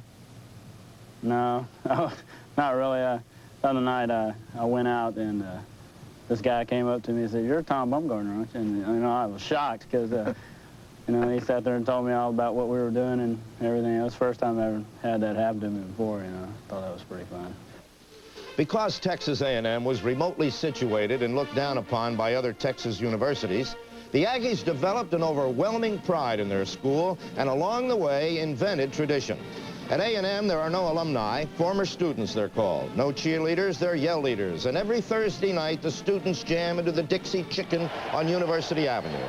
On Friday nights before home games, 35,000 go into Kyle Field for midnight yell practice. And the night before the Texas game, the students ignite a bonfire bigger than the conflagration set by Sherman in Atlanta on his march to the sea. The tradition of the 12th man has been waiting across the years to that New Year's Day in 1922, when Coach Dana X. Bible took the Aggies up to Dallas. This is Mr. Tiny Keene. He was all-conference in track and basketball in the 20s at Texas A&M, and a member of that Aggies football team of 1921 that went to the Dixie Classic on New Year's Day in Dallas, the game in which the 12th man first appeared. Mr. Keene, tell us what happened that day. Well, a bunch of our boys got crippled up, and we run out of workmen. So King Gill, who had passed up this last game in order to be ready for basketball, was up in the stand as a spotter, up in the press box as a spotter for the broadcasters. So DX sent someone up there to bring King down to put on change uniforms with one of the boys that had been hurt, had a broken leg, to be ready to go in if we had to have him. And then that was the origin of the legend of the 12th man, that they were always ready to step in and supply the extra help. For whatever reason, Jackie Sherrill has come up with an inspired idea. I wasn't cognizant of how big a thing it was going to be. It's an arm that sends the athletic department to the student body, but it's an arm of the student body to go to the athletic department, in which it brings the whole campus together. And I don't think there's anything you could do or that anybody has done in the last 20 years or you could ever do, that you could take the student body and the athletic department, we're talking about the student athletes, and put them together. It's something that's here, that you can do here, and we've done it, and it's something that has brought us a lot closer. I'm talking about the student body and the athletic department or the football team a lot closer. This is a statue of E. King Gill, the original 12th man at Texas A&M back in 1922. The story of the 12th man at Texas A&M in 1983 is a marvelous story. First of all, it is one of the most positive stories about college football that we've heard of in a long, long time. And as you know, every great story has an ironic twist. Jackie Sherrill, perhaps the symbol of big-time college football today, is the man who has made the move, however small, to give the team back to the student body. Jack Whitaker with the 12th man at College Station, Texas.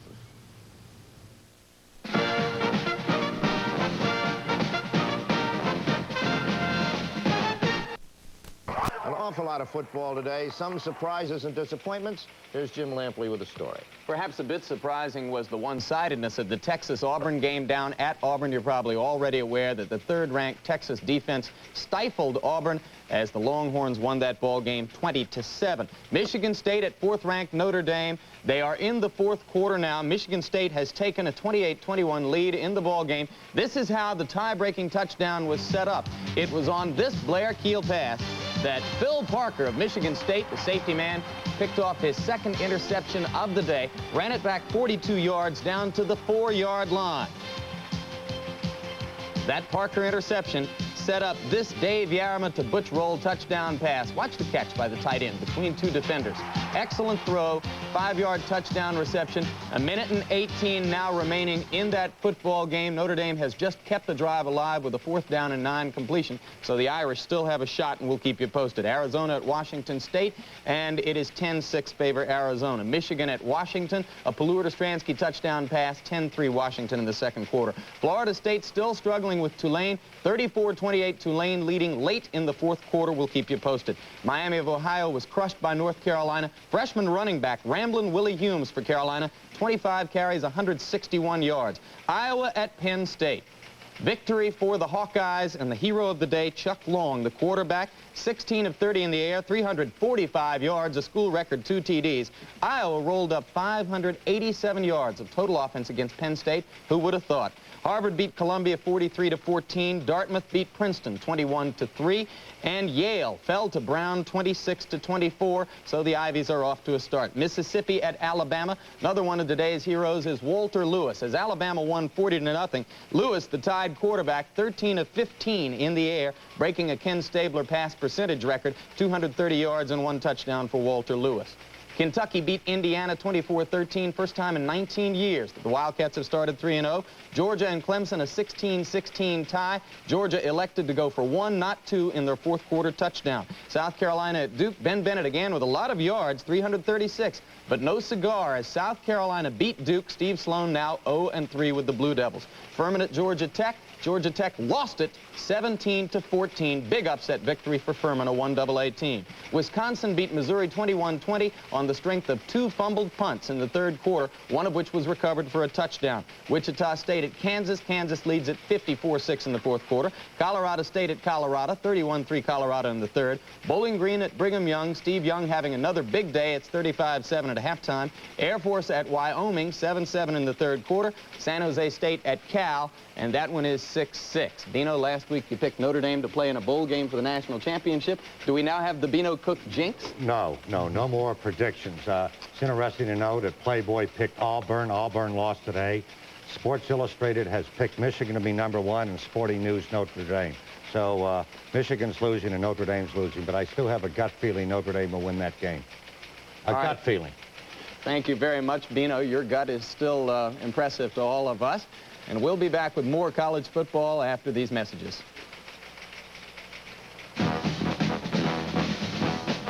NCAA college football.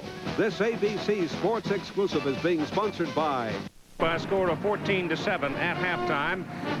And I guess in true reality, there have been no major surprises, Frank. No, Ohio State, I think, has surprised Oklahoma with their success running. Their game plan looks perfect. On the other hand, Oklahoma has got to correct some errors on offense and I think make a few adjustments in their strategy on defense if they want to get the ball. Buckeyes got out to a 7-0 lead, and they did it on the arm of Mike Tomczak, hooking up with his big tight end, John Frank. Well, the tight end is covered by the linebackers, and linebackers think run. They're interested in stopping the running play. This is the reason he's so wide open. The linebacker just forgot to cover him, and then John makes a great effort. Watch this. Watch his effort going over Case and another Oklahoma back there, Rockford, in for the touchdown. Ohio State had really an opportunity to be on top by 21-0. They had 4th and goal, less than a yard.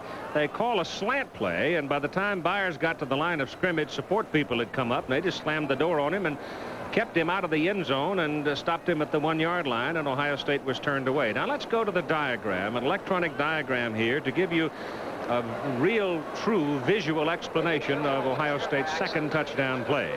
Well, the threat of the tailback, you can see the quarterback faking to the tailback, freezes the linebackers while the tight end, Frank, goes across to the vacated area as the split end has pushed back. You can see that the area there is uncovered because the outside linebacker rushes for Oklahoma. Now we'll watch it on the camera. The fake to the tailback, 41 Byers. Now the tight end is crossing. Tomczak sees him open, gives him the ball. You see how wide open he is? He just hit the vacated area. No one there. Then the effort, the great effort by Frank going for the touchdown. Oklahoma finally mounted an 85-yard drive, one big play, pass to Buster Rhymes for 40, and then this sprint of 37 by Spencer Tillman. Spencer Tillman is one of the quick backs of Oklahoma. He's a great cutback runner, maybe the best Oklahoma's had. The coaches say that sometimes maybe he cuts back too quickly, but you can see the advantage of it right there as he gets to the boundary and goes in. Very happy young man for the touchdown. Marcus Dupree had a bruised leg in the first half. We'll find out just moments after the team comes back from the locker room as to his immediate future. But right now at halftime, it's Ohio State 14, Oklahoma 7, game being played on a hot day in Norman, Oklahoma. seconds remaining in that ball game. Number 2 is the hero of the game for Michigan State, Ralph Mosishenko, who on 9 punts today has averaged 48.9 yards per punt. At this moment, the Spartans have just taken an intentional safety, narrowing their margin in the game to 28-23. They were deep in their own territory after Notre Dame had failed on a drive which almost went the length of the field, an attempt to tie or perhaps go ahead in the ball game. Now the clock will run out on this play. And as you see, the Notre Dame runner is tackled with the football. Michigan State, barring a flag, has wrapped up the victory. No, there's 1 second on the clock. We're now told there is 1 second on the clock, so there will be time for one more Notre Dame play. Blair Keel and company will get one more chance to put points on the board. There's the Michigan State sideline. There is Jerry Faust on the Notre Dame sideline as he looks on. Remember, a week ago, the Irish opened with an impressive 52-6 win at Purdue. They play their next 4 games on the road against Miami, Colorado, South Carolina, and Army. Chances are they'll be favored in all 4. So this upset loss to Michigan State, if in fact the Irish are not able to score on this play, will have thrown a serious crimp into what plans they may have had to try to get into the national championship picture. There you see Faust talking with Blair Keel on the sideline. 1 second remaining on the clock. The game was a wild offensive show in the first half. At halftime, it was tied up at 21. Good performances by both Keel and Dave Yarima, the sophomore quarterback for Michigan State.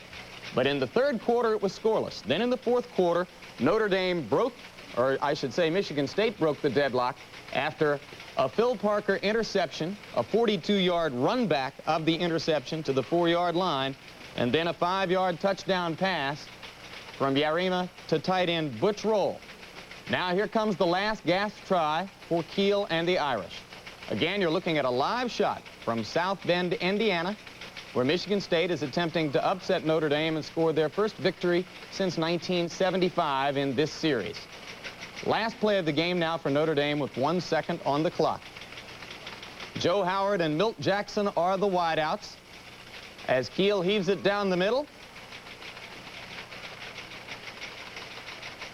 The pass is going to be ruled an interception for Michigan State, and that's it. Ball dead at the 1-yard line, and Notre Dame now falls to 1 win and 1 loss. George Perlis, the brand new Michigan State coach, 2-0. Keith Jackson. As we come back to live action at Owen Field, Norman, Oklahoma, the kickoff by Ohio State is fumbled around, finally picked up by Earl Johnson, and the Sooners will have the football just short of the 20. They almost frittered away and gave that ball away to Ohio State because the downfield coverage was very good. And we'll check into that Oklahoma offensive unit and can tell you this, that Marcus Dupree is not out there and not expected to play the rest of the day. Danny Bradley will have Earl Johnson at tailback. He will have Spencer Tillman at fullback. Steve Sewell will be the wingback. Buster Rhymes will be the split end. And the offensive front will remain the same that started the game. So from the 19, Oklahoma goes to work, and the gain is out to about the 22 as Earl Johnson carries it. The Ohio State defensive unit, Dave Crecilius is a tackle, 245 pounds. The middle guard is Spencer Nelms, 240. And Dave Morrill, 260-pound down lineman, with the linebackers Orlando Lowry at 230, Clark Backus at 210, Roland Tatum at 225, and Kurt Curtis at 210. For Oklahoma, it is 2nd down and 7.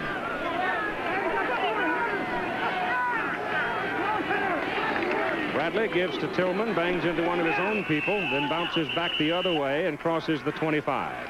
The defensive secondary is Garcia Lane, 5'10", 175, good player. Kelvin Bell, who's had his troubles this year, 6'2", 190. Doug Hill, he's out. He won't be back. Started the ball game, but he'll not play in the second half. Sean Gale is a cornerback at 5'11" and 195. Steve Hill will be backing up in the position of Doug Hill, and there's the Oklahoma offensive alignment. Buster Rhymes now comes wide to the bottom of the picture, and they send Sewell in motion the other way. Hand the ball off to the fullback Tillman, and the Buckeyes eat him up. Kurt Curtis, outside linebacker, came blitzing through there, and he got Tillman before he could ever get his engine cranked, and it looks like Tillman is shaken up on the play. I know Oklahoma is very short of depth at the offensive backs with Marcus Dupree already hurt. Tillman, the leading fullback, is on the ground injured. We hope it's not serious.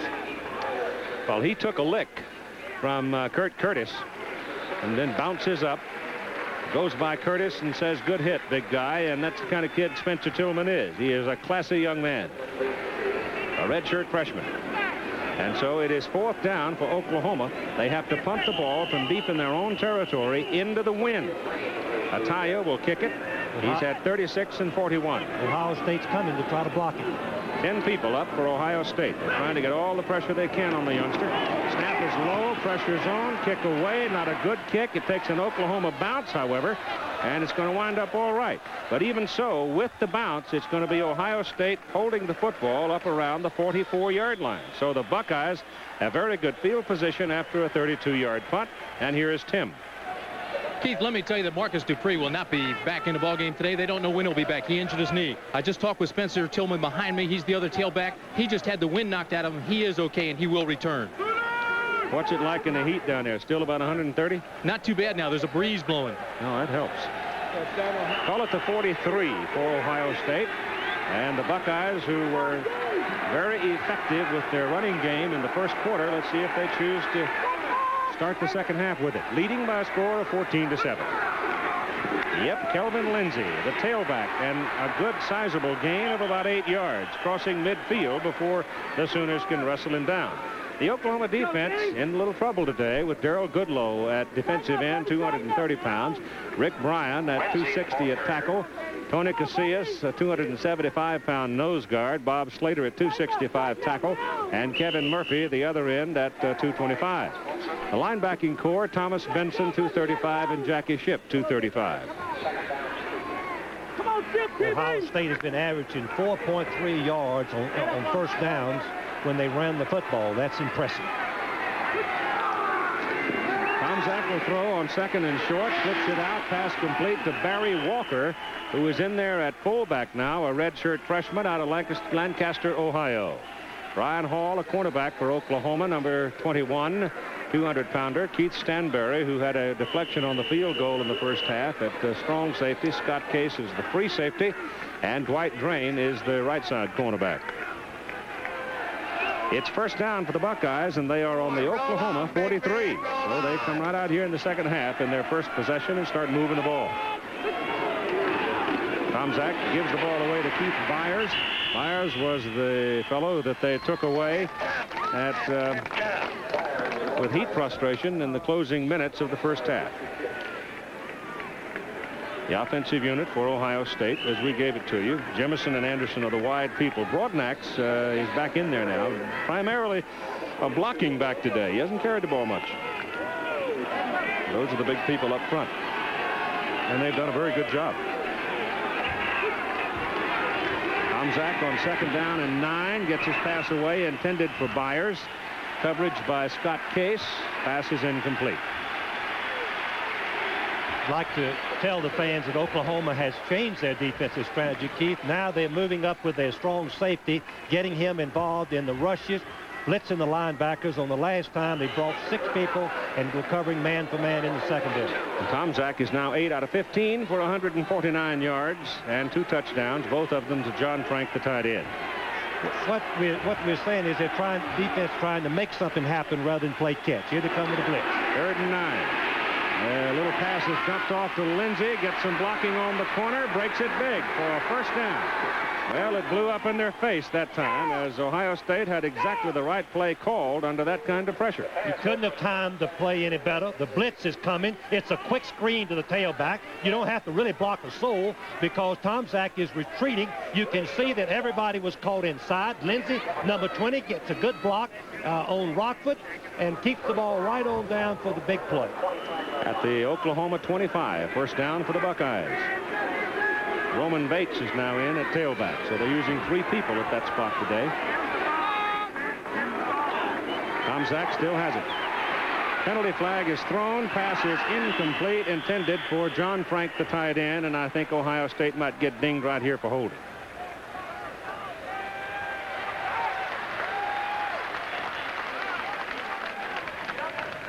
Florida State tumbled today against Tulane. Tulane's been in the news all the week because of the coach's son, John Inglis, filing suit so he could play quarterback. Got a court injunction, went out there today and beat one of the top teams in the country. Of course, Florida State had an emotional experience last week in Baton Rouge, and I guess you just can't go to the well that many times when you got a lot of people banged up. So Tulane beat them today. Holding. Offense. Repeat first down. That's a great win for Wally English. I've known Wally for a long time, and he's a very capable coach. The crowd today, 75,008. They did not get the record. They anticipated a record crowd today, but the heat sure had some bearing on that. Tomczak back to throw it.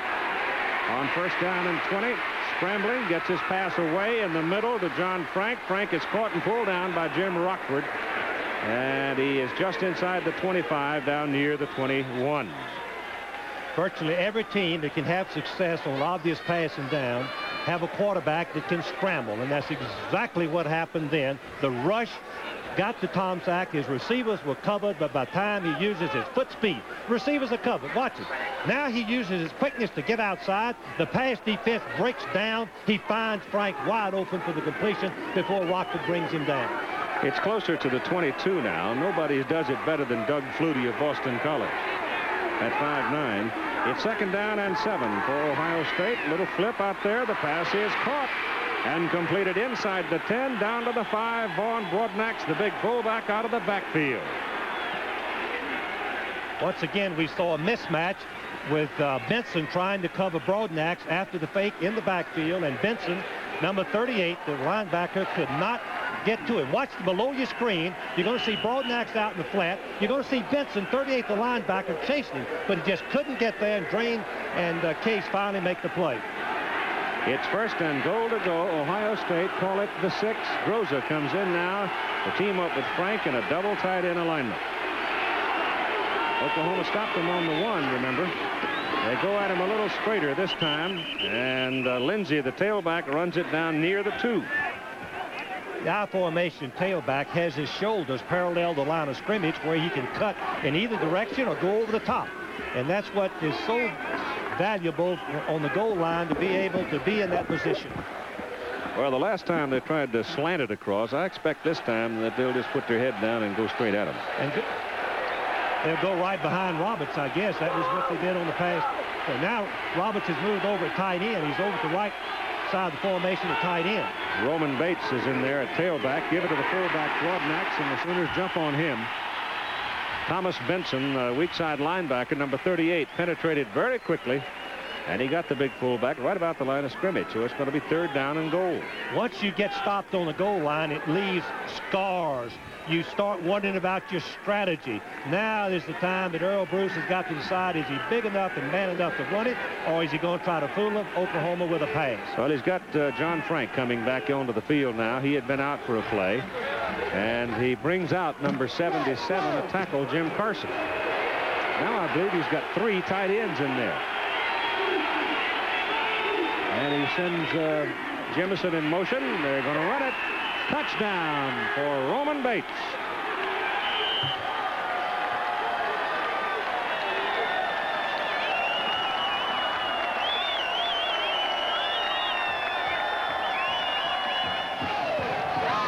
And Oklahoma has a problem. A big problem, because their defense is completely outmanned, Keith. And you can see it up here that the offensive line of Ohio State is just pushing them back, and the backs are falling for yardage, enough to keep the chains moving. The extra point try, Rich Spangler out of Tomczak's hole.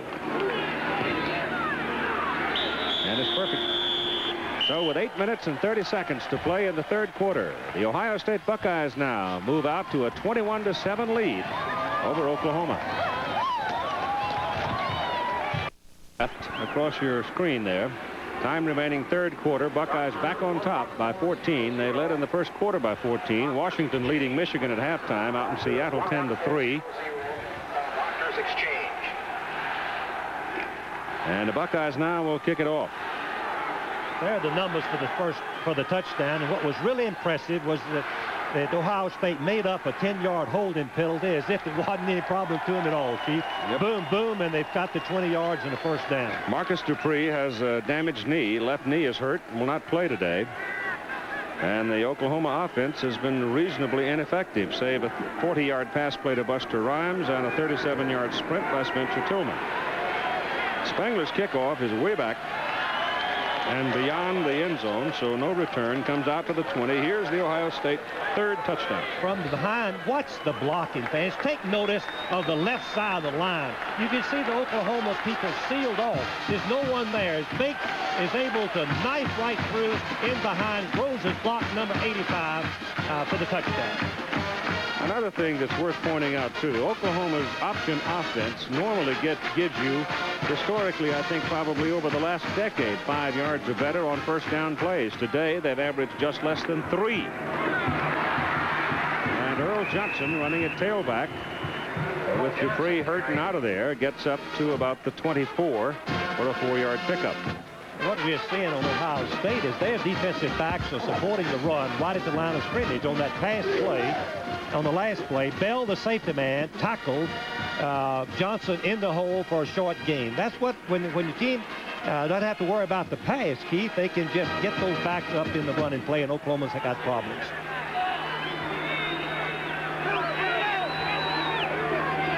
Sewell in motion. Bradley to put it up. I don't know who he's going to throw it to. He has nobody. Everybody's covered. Now it's foot speed to the outside and a first down for the Sooners as Danny Bradley goes scrambling away and gets the first down up at the 37 where Steve Hill brought him down. Once again, a quarterback who can scramble turns a potential bad play into a first down, and Bradley is electrifying. Only 5'8", weighs about 170 pounds, but extremely quick. He has the presence of mind to take off. He knows where the first down markers are. He wants to get that by all means, and then he heads for the boundary before Hill knocks him down. Danny has run for 29 yards today, and it's first down at the 33, and it's Earl Johnson, and Johnson is about a 4-yard man so far today. I think every time he's carried the ball, he's been around 4 yards. Time remaining third quarter, 7-10, 21-7 Ohio State. Ball is sitting just beyond the 37. They need 6. There's Earl Johnson, the tailback's yards of last week. There's what he's done today.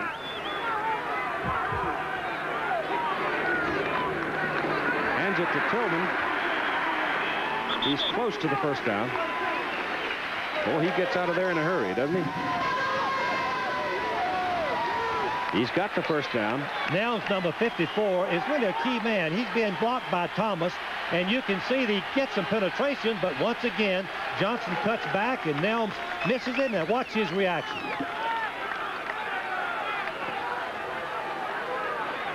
Gone it. Nelms has had a good ball game, though, Keith. He's been right in there on most of the plays.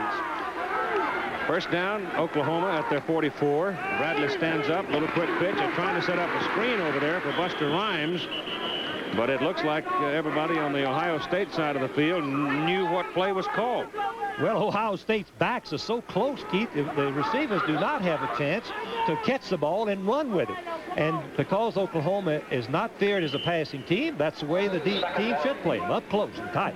As we look at Barry Switzer, who has the winningest percentage of any coach in America that has been coaching 10 years. Rhymes now has caught 3 for 54 yards. On 2nd and 8, goes to the air with it. And the intended receiver had fallen down about the time that Bradley released it. Rhymes was out of the play. So it's 3rd down and 8. And ABC's NFL Monday Night Football coming up next Monday. A good one. Just about as good as you could get in the National Football League. The Miami Dolphins and the Los Angeles Raiders. Both of them off well, 2-0. They've had some great ball games in the past. They know how to get after each other. Should be a good one. Bennett in the West. 3rd and 8. Bradley back. Caught from behind at the 45. Oklahoma had 2 people downfield on a pass pattern that time. And two people won't cut it because Ohio State's back there. They're in a position now where it looks to me like they're so confident they're starting to play man. Keith, you're exactly right. The thing that Oklahoma is now forced into, trailing 14 points out of their game plan. If you're a football coach, you say, boy, we've done what we didn't think we could do. Force Oklahoma into a passing game. Give credit to that defense and the offense of Ohio State keeping the football. No pressure on Ataya. Hangs it up into the wind. The ball is downfield where a fair catch is called. 32-yard punt.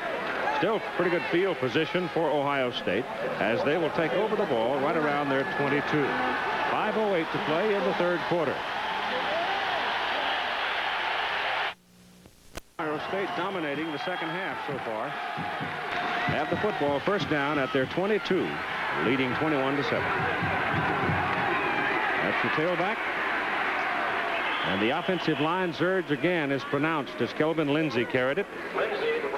They are really moving them off the ball, Frank. They pick up 4 yards.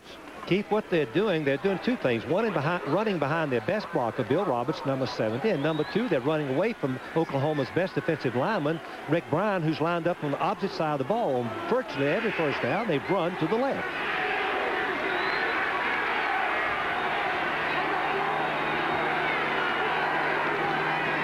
Outside. That's Roman Bates.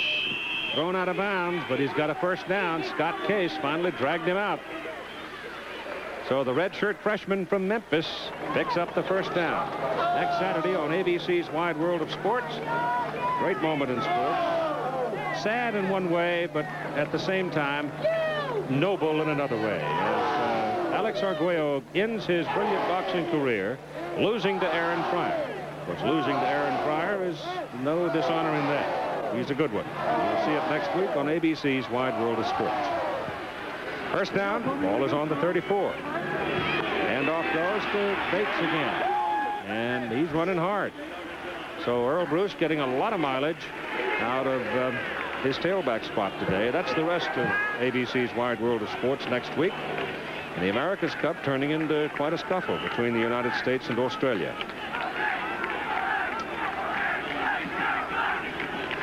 Winds blew him off the water today at Newport, so there was no competition.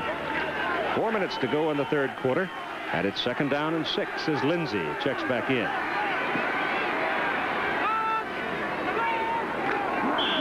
Right side jump.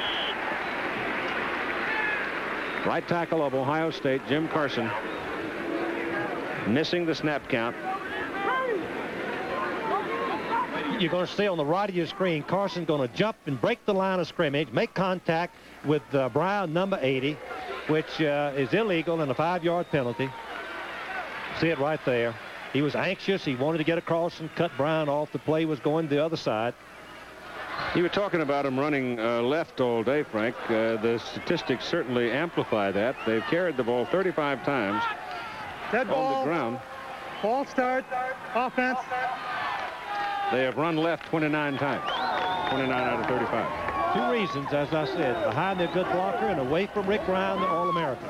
Second down, 11. Ball back on the 33, and Tomczak drops to throw. He had Lindsey standing out here as his safety valve. When he couldn't find anybody deep, Mike turned then, and he missed Lindsey. Brown. Excuse me, Keith. Brown is going to be rushing the passer. You look and see if it hold him. Look at the hands go out and watch Dooley, number 78. Now we see up on the right of the screen, the left hand got him under the shoulder pad. No way you can rush the passer. Also hard to see. Third down and 11. Tomczak now gets some pressure, gets his pass off, and it is incomplete.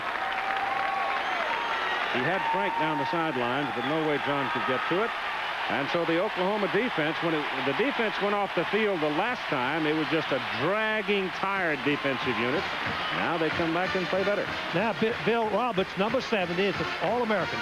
Watch him pass block. They've been running all to his side, making good yards. Watch his quick feet. 6'5", 270 pounds. Finally, he crushes the defensive man into the ground. And it's 4th down. In comes the punter, Carl Edwards. Only kick so far today, and Ohio State's only had the punt one time, 45 yards. Left puts it out of there. It's a dandy. Buster Rhymes lopes under it, turns back at the 10, looks for a hole, gets a little bit of help, goes to the sidelines, and brings it on a nice return back out to about the 38. Edwards, the punter, was the man that knocked him out of bounds. So there's still time, but Oklahoma is going to have to get into a hurry mode pretty soon. No, it's after. Just short of the 38, trailing by 14. Late in the 3rd quarter, and it's the same alignment, except Shepard is in there at the wingback spot and in motion. And here's Oklahoma's scampering, scooting quarterback, Danny Bradley, and finally goes out of bounds and takes a loss of about 5 yards. So Bradley finding no one to throw to, and Oklahoma trailing by 14, continuing to try to throw. As Texas opened impressively today with a 20-7 win over Auburn. That was 20-0 at halftime. And the final score, Michigan State defeated Notre Dame 28-23. Boy, that's hard to believe. Arizona leading Washington State in the 3rd quarter, 10-6. And Washington leading Michigan in the halftime by 7, with Florida State losing today to Tulane. Penn State also lost to Iowa. Bradley's pass is in the air, and it is caught by Shepard. So he finally hooks up for a big one, getting Derek Shepard, a redshirt freshman at the Ohio State 40. From the end zone, from this angle, watch the timing. Bradley lays the ball in there perfectly. Not known as a passer, but he rifles it and lays it up right in the breadbasket. Watch Shepard go up, cradle the ball in between 2 Ohio State defenders for the big play. It's unusual to see an Oklahoma team forced into this kind of passing circumstance. And this early in the ball game. Yes, sir. Down the line on the option. Out it goes to Johnson. And Johnson is belted out of bounds at the 35. Looking at some other scores, North Carolina continues impressive. Dick Crum, he's an impressive fellow. Kentucky's now 3-0 in the 2nd year under Jerry Claiborne after going winless last year. Georgia and Clemson finished in a 16-all tie at Death Valley. And Iowa beat Penn State 42-34. That was at Penn State. Keith, by those scores, things are evening out quite a bit.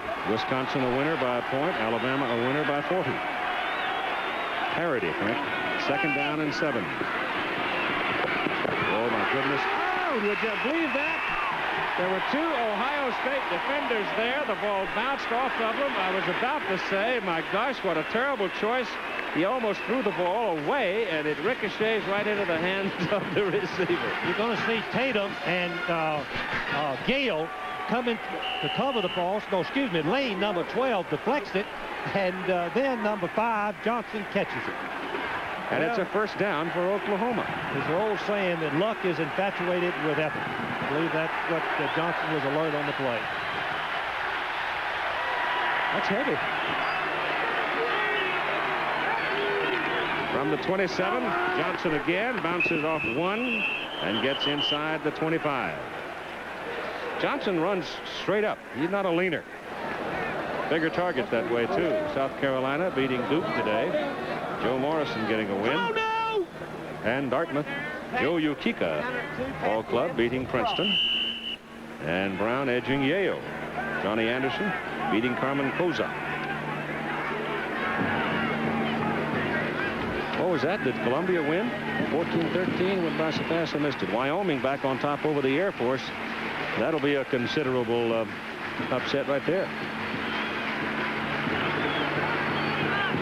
Keith, we've got something wrong with the clock, I believe. Look at that, Frank. 14-13, Columbia beat Harvard. No, it's 43. 43. Oh, 43, I see.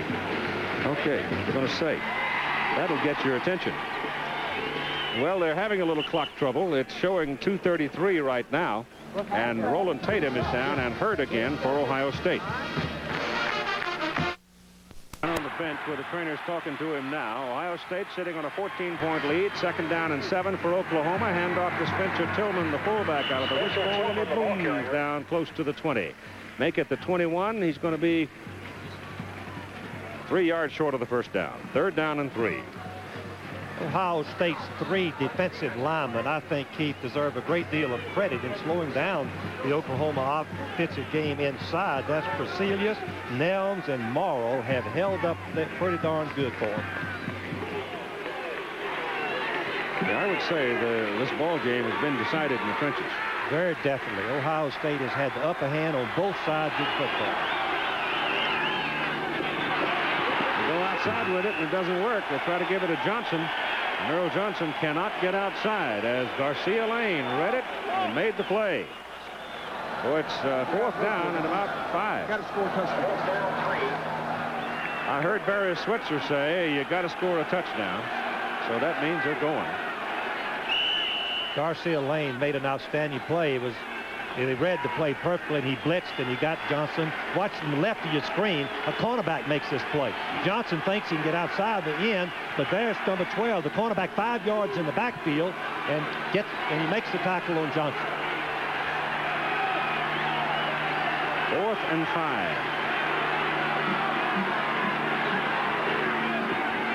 Bradley passes away. He's got a man. Shepard, touchdown.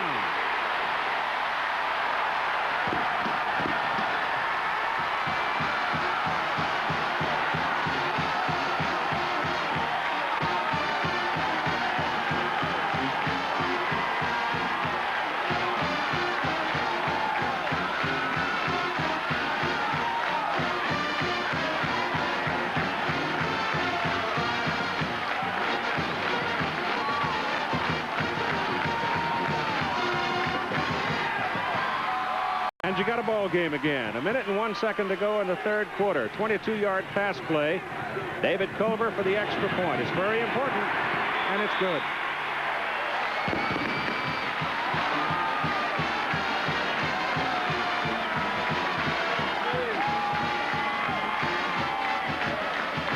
There's number 3, Derek Shepard, whose 2 brothers played at Oklahoma. One of them made the big play when Oklahoma beat Nebraska 3 or 4 years ago. Darrell, the second one, played the last 2 years. Watch Bradley's poise. Remember, Bradley is just a junior, having played only a few plays as a freshman and sophomore. Watch the poise. He times the ball perfectly. Shepard is coming across. Man-for-man coverage in the secondary, and Shepard had gotten free from the defender, and he goes in for the touchdown. Let me correct myself. It was Tim Lasher who kicked the extra point, not Culver. Here is Shepard, number 3. Remember, Ohio State is playing man-for-man, and if you give the quarterback time, it's difficult to cover anybody for this long, excessive time. Number 37, Lowry is trying to cover him. You can see how wide open he is, and it's a touchdown.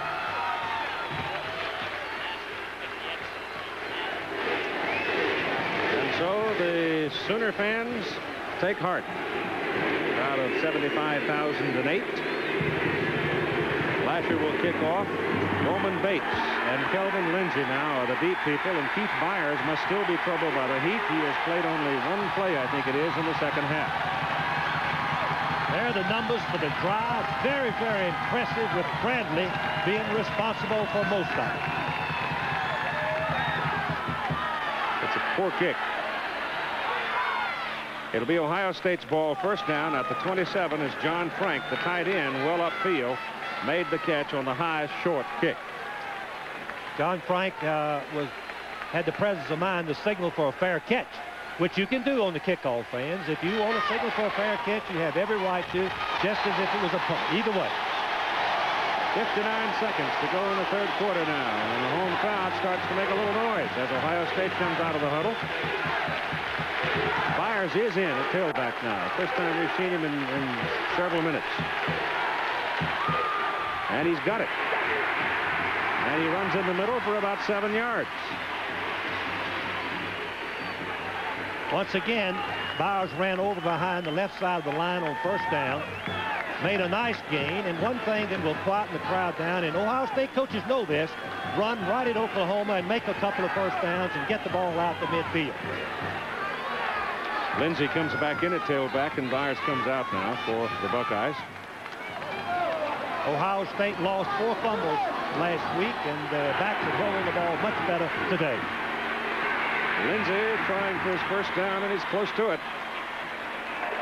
21-14 ball game now with 15 seconds to play in the third quarter.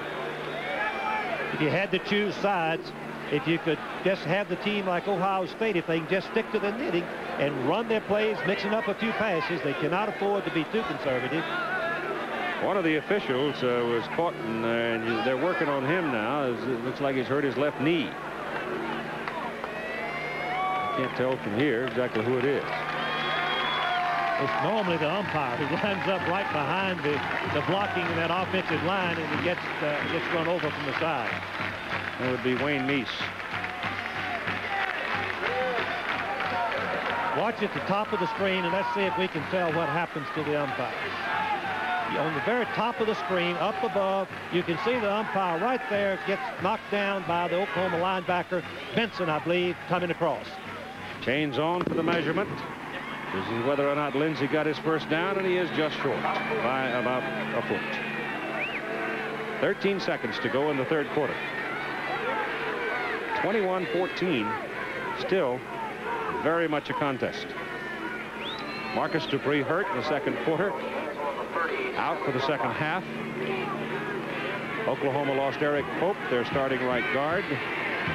Ohio State's had several players that have been bothered by the heat, but so far they've suffered no significant injury to one of their starters. Ohio State has been very impressive. If you just joined us, they've been very impressive, moving the ball on the ground, mixing up passes to their quarterback, Tom Sack. Clock runs out. Third quarter is over. We'll be back after this commercial message and a word from our local station. Left in this game of national prestige. Big ball game, non-conference, so what? Ohio State leading 21-14, and third down, the ball at their 37. They needed just the length of the football for the first down, and it would appear they're close. It would appear they've got it. They do. Offensive line got a good surge, and Tom Sack was able to come. As we look at the stats, Ohio State continues to impress. They're keeping the Oklahoma State's defense off balance. 139 yards rushing, 191 passing, total for 330. One turnover apiece. Ohio State capitalizing on Oklahoma's, and Oklahoma did not capitalize on the interception. On first down, Lindsey, the tailback, slants it over the left side, just running power. Got a block from Roberts, and he picked up about 5 yards. Keith, on first down again, Ohio State is running inside. On inside plays, fans, you do not lose any yardage. You make some yardage, and when you get a good surge by the offensive line, you move the ball down enough to be in good range for a first down on third. Byers, the big tailback, is back now, the 230-pounder. Lindsey with 12 carries and 58 yards in the ball game. They've used 3 tailbacks today. They give this time to Broadnax, the fullback. And the big fellow is up to the 45. And they'll be looking at third and about 2.5. Jackie Shipp, strong side linebacker, came in and filled and held until he got help. Jackie Shipp was an all Big 8 linebacker last year. We haven't called his name too many times. And last year he had 142 tackles. The year before, 182, the most in Oklahoma history. Broadnax has had 7 carries now and picked up 13 yards. Lindsey is back in at tailback on third and 2. And here's the blitz. And Tom Sack spends a timeout. He saw the Oklahoma people creeping up. He saw the people set in a position to loop from the outside. He knew that might be disastrous for what he had called. So he spends a timeout with 13:31 to play. Because it is third down and 2. Ohio State has been able to blow Oklahoma off that ball pretty well. So the red shirts got a chance to make a big play right here, a big play in this ball game.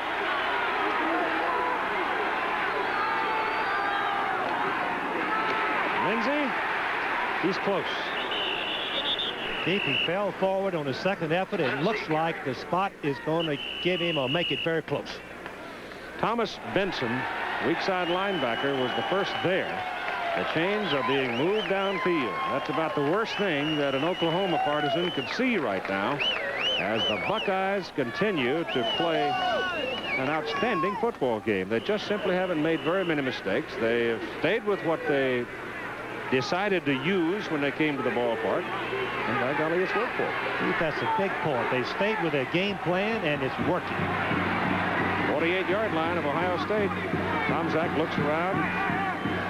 He's got Byers at the tailback spot. And Mike turns around and gives it to him. And there's a heck of a collision right at the 50-yard line, but it's still a 2.5-yard pickup. Jackie Shipp again in the play. So now all of a sudden, the two inside people, the two linebackers for Oklahoma, are getting involved. You see a rundown of the top 10. Nebraska's later game, but Oklahoma is losing. Texas did win. Notre Dame lost. Auburn lost. Ohio State, Arizona are winning. Arizona's still in a pretty good contest. Michigan tied at the moment, and Florida State lost. Here's Tomczak, back to throw, and gets a little heat. His pass is incomplete. Defending was Jackie Shipp against the linebacker John Frank. Keith, that's the first real gamble pass that I've seen Tomczak throw. He was falling back. He couldn't put much velocity on the ball, and it was nearly intercepted. Byers comes in, the tailback with the play. You've got 12:24 to play in the ball game. 21-14, Ohio State. Could it be possible? We're building toward another one of those finishes. Could be. Third down and 8. Over the middle, wide open Byers. First down, Buckeyes. Big play as he goes to the 30.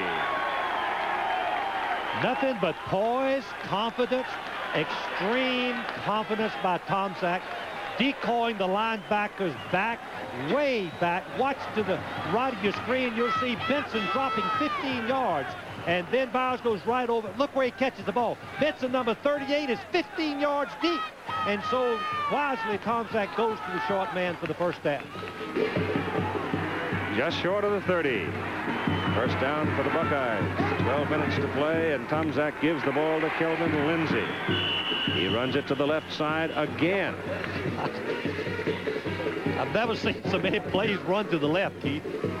Normally, teams are right-handed, and they run the ball better to the right. But running towards Bryan might be too much for them. They want to run the other way. Rick Bryan, the All-American tackle of Oklahoma, has not been involved too much. Well, it's running it left is working. So it goes back to the old wheeze, I guess, that as long as it's working, leave it alone. Don't fix it. Dance with what brought you, as old Darrell used to say. Second down and 8. Tomczak again wants to throw, runs away from the containment and hits his man perfectly. Penalty flag, face mask call. Keith Byers again coming out of the backfield to make the catch, and the Sooners get nailed with a face mask. That'll tack on 5 more. Experience is confidence. Tomczak, I'm so impressed with his play. Here the rush was on. He drops back. The receivers are covered. He waits to the back that he fakes to, gets out and into the flat, and then he gets the ball right to him, even though he threw it off balance. What a great play. And a critical play at a critical time for Oklahoma's chances. Buckeyes stick it in the end zone here. Bill Roberts, number 70 again, just having an outstanding game, blocking on number 98, Wilson. Roberts, number 70, stay with him, keep your feet, latch on to him. Look at that. That's the reason he's preseason All-American. Number 70, Bill Roberts. You like him, don't you? I sure do. I watched him some film, and I tell you, he's some football player. I would agree. At the 18, first down for Ohio State. Oklahoma's 18, and that's Jimison in motion. Tomczak hands it off to Kelvin Lindsey, bounces off tackle, bounces back inside after the collision, and he's down about the 6 and has another Ohio State first down. They mark him back up near the 8 now, but it still looks like a first down. Once again, when a team gets to moving the ball on offense, running inside, you begin to wear down the opponents, and the yards begin to pick up. Distances, the plays, but 3 yards become 5. On that last one was great blocking, and Lindsey went all the way for a 10-yard gain. Oklahoma's defensive tired, Keith. They've been out there most of the ball game. They're dragging. They're absolutely dragging. Well, they don't give him the first down. Yeah, yes, they do. They marked him just far enough downfield. He ran into an Oklahoma defender, and after the sort of ricocheted back into the middle and bounced downfield just far enough. Listen to this statistic, fans. Ohio State has run to the left 35 times and 9 to the right.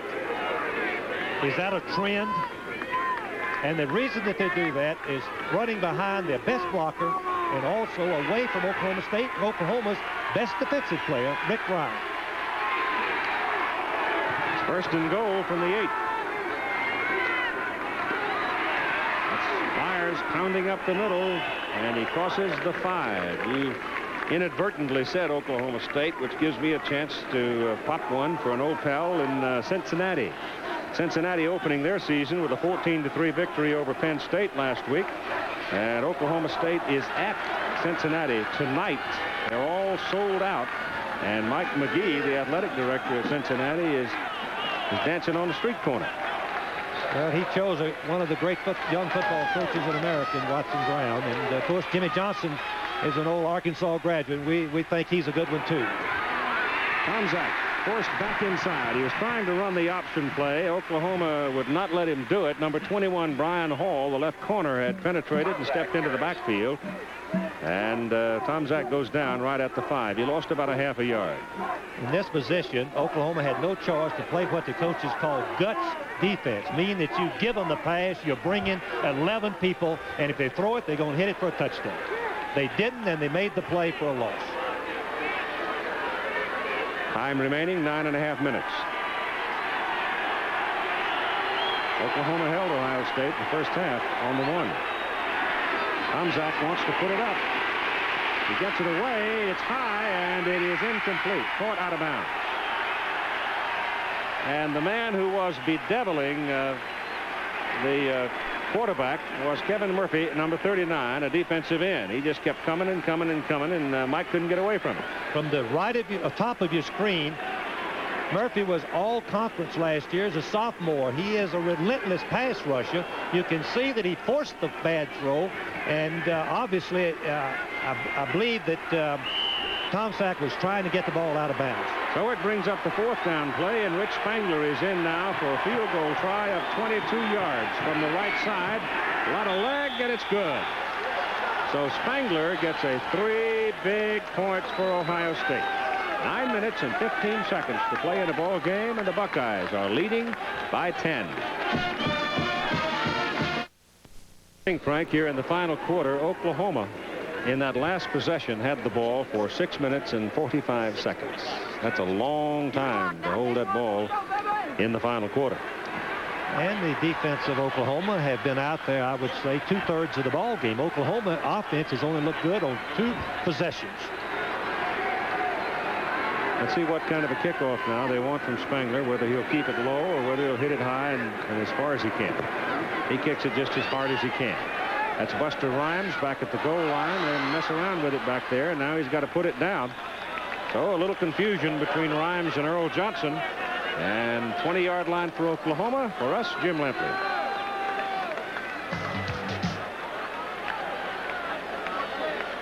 Tied. Here's how it happened. A long drive in the 3rd quarter for Michigan, keyed by the option running of Smith. The touchdown for Rick Rogers. It is 10-10. They're late in the 3rd quarter. Keith Jackson. Okay, here up in the cool northwest, I am ready for some falling leaves and frost. I am tired of hot weather. Phew. Keith, I'm going to buy me some short sleeve shirts if it doesn't change. First down for the Sooners. They got to go from the 20, and Bradley is back, looking for somebody to throw to. Can't find anybody. Pulls it down, and he runs for 5. Let's check in again with Tim Brent. Keith, with 9 minutes left in the ballgame, Ohio State is now thinking ball control, but their sophomore tailback, Keith Byers, is behind me. He has a strained groin muscle. He came out of that last series. He is now being taped. He says he wants to play. He wants to get back in and win this ballgame. There he is, number 41. He's going to be a good one. He's had a good game. He came back from last week when he only rushed for, what, 6 yards? I think you gave that earlier. Double wide, bottom of the picture, 2nd down 5, Oklahoma. Bradley going down the line on an option. They force him back. He's still scrambling, pitches it out. Nothing left for Johnson to do except get knocked out of bounds. 3rd down and 5. You cannot play the option play any better than Ohio State has today. That last play was perfect illustration of one man on the quarterback, one man got the pitch, and the halfback coming up and helping. Nothing there.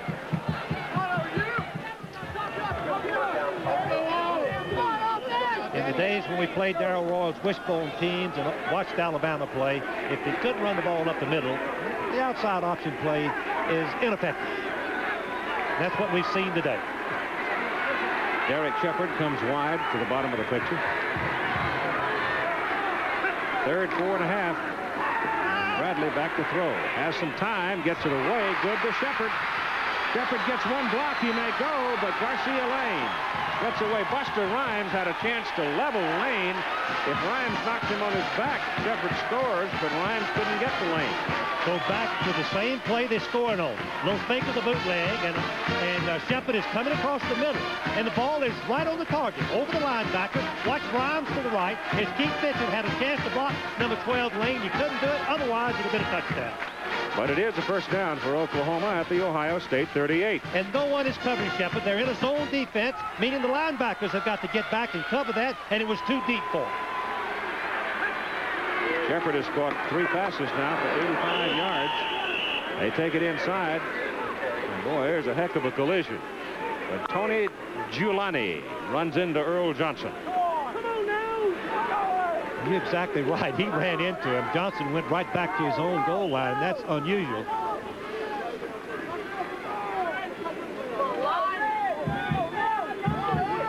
Give little Bradley credit. He's kept Oklahoma in the ball game, don't you think, Keith? Yes, he has. For a young quarterback starting his first games this year. 2nd down and 10. Pass quickly to the sidelines. Pass good to Rhymes. Good for a 1st down at the Ohio State 26. Galen Hall, the offensive coordinator, and Mervyn Johnson, the assistant head coach, as we watched Buster Rhymes hook up on the boundary, told me that they spent most of the spring working on their passing game, the control passing game, and it's paying off right now. It's keeping them in the ball game as Rhymes hooks up and makes the reception. Bradley's hit 5 in a row now. And gaining confidence, Steve. We go to Spencer Tillman, and he gets turned upside down for a couple of yards as Spencer Nelms played him. Spencer Nelms is from my hometown, Decatur, Georgia. Watch him control the center. That's a good football player. 7'3". Thomas is an outstanding player, but Helms releases and comes back and tackles Tillman. Look at that tackle. Get off the block and make a tackle like that is a sensational play, fans. Sensational play. 2nd down and 8.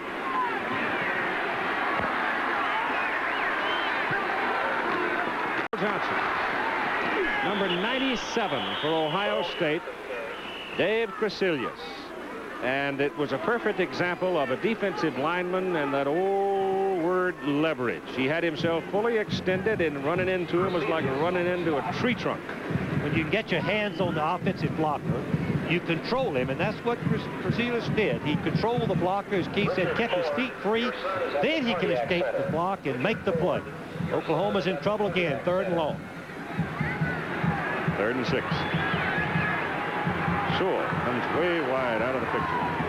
Here's the blitz, Keith. Passes away. Rhymes had it. Bradley delivered it exactly where he wanted to put it, but Kelvin Bell, the other number 4, belted the ball loose from Rhymes. You have to throw the ball quick when the blitz is on. You know you don't have time, and the ball is right there, but the safety man Bell comes up and knocks Rhymes loose from the ball. That's what you have to do. You cannot play in front of it. Pretty close to a fumble. Which would have been, you mean you had control of it, then knocked him loose. Yeah. 4th down. Last time on 4th down, Bradley came through and hit Shepard for the touchdown. 23-yard line of Ohio State. Passes away, passes deflected, knocked down by number 17, Clark Backus, an inside linebacker. And Johnson was wide open. Had Bradley seen Johnson, watch to the right of his screen and see if he can pick it up on this shot. Watch how wide open Johnson is to the right. If he can see it, to go a little bit further, you'll see him out here all by himself. Look at him, just standing for the ball, crying for it, but Bradley didn't see it. What might have been 5:40 to play in the game. Just outside their own 22 with just 5 minutes and 40 seconds remaining to play in this ball game in Norman, Oklahoma, and they lead by 10 points. Now Mr. Mike Tomczak.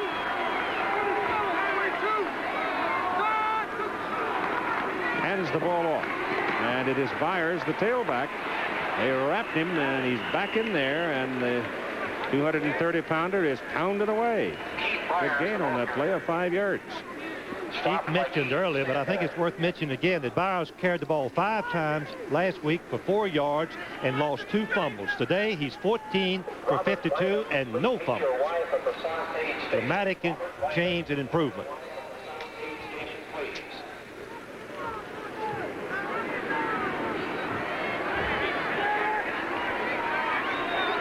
Give him 4, call it 2nd down and 6. Broadnax, the fullback. Big Vaughn hasn't found much room to work today, but he has done his usual fine job of blocking. Keith, that's a good point that we hadn't mentioned before, because on most of the plays where the tailbacks have made yardage, Broadnax has to make the key block, either on an end, a tackle, or a linebacker, and I'm sure he's got a headache when after this ball game, because he's been in there on virtually every down. See that Michigan has scored in the 3rd quarter. The Wolverines moving out to a 7-point lead over the Washington Huskies. It is 3rd down and about 5. Comes up. Throws for John Frank. And Big John has it out of bounds up around the 47, and an Ohio State 1st down. I hate to keep repeating, but poise. Watch the execution by Tomczak. He stands there, the man-to-man coverage. Frank is not open at first, but his vision, good peripheral vision. Then look at the throw. Right where he just with tissue paper on it, where Frank could catch it at belt high and cradle it in and get out of bounds. He's knocked out of bounds. Frank has caught 7 passes for 108 yards. And 2 touchdowns. And 2 TDs. There are the numbers for Mike Tomczak. He's on the verge of being one of the great quarterbacks in this country in college football.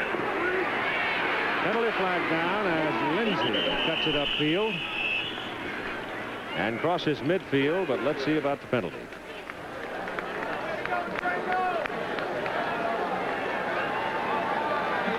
That's illegal use of hand. 5-yard penalty. That means a push. And they replay the down, meaning it'll be 1st and 15. And the clock stops on the penalty call at 4:08 to play in the ball game.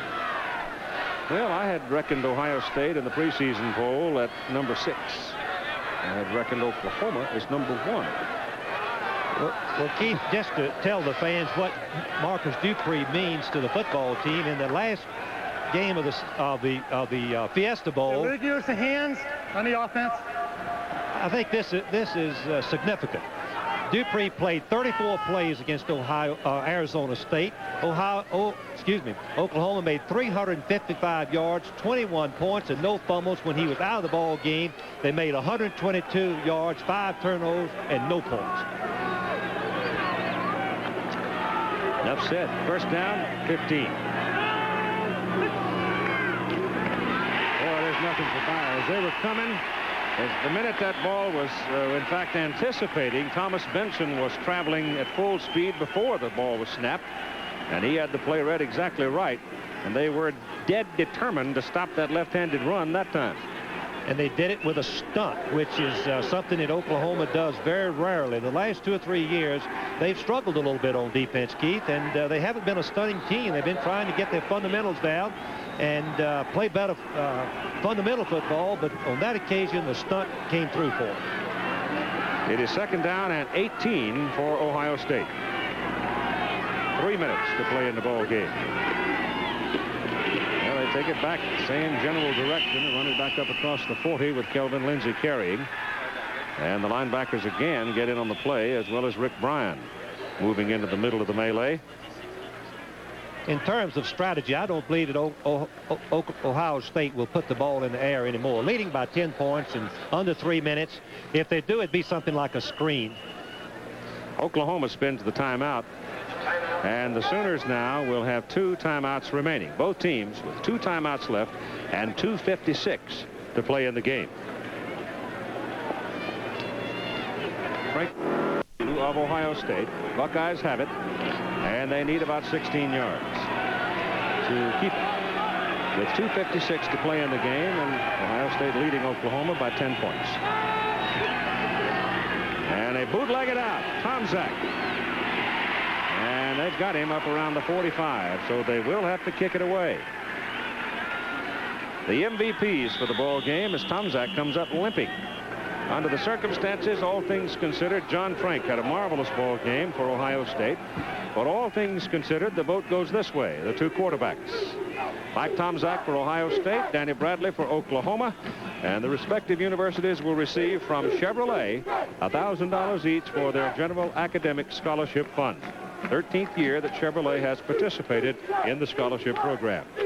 Tomczak at this moment, 15 out of 25, 234 yards, 2 touchdowns. Bradley 8 out of 18 for 161 yards and 1 touchdown. But that 161 yards represents a large chunk of the Oklahoma offense today. He's also run for a half a hundred. A lot of it east and west, but he was running as he scrambled on many of those plays to make a positive play from a very negative one. The speech to Derek Shepard has gone deep to accept the punt. The 3rd of the day from Carl Edwards. He's kicked 45 and 53. He's got to kick into the wind here. A low kick. If it takes a good bounce, and it does not. Shepard had no chance. He knocks it out of bounds at the 20. 35-yard punt with 2 minutes and 33 seconds to play in the football game.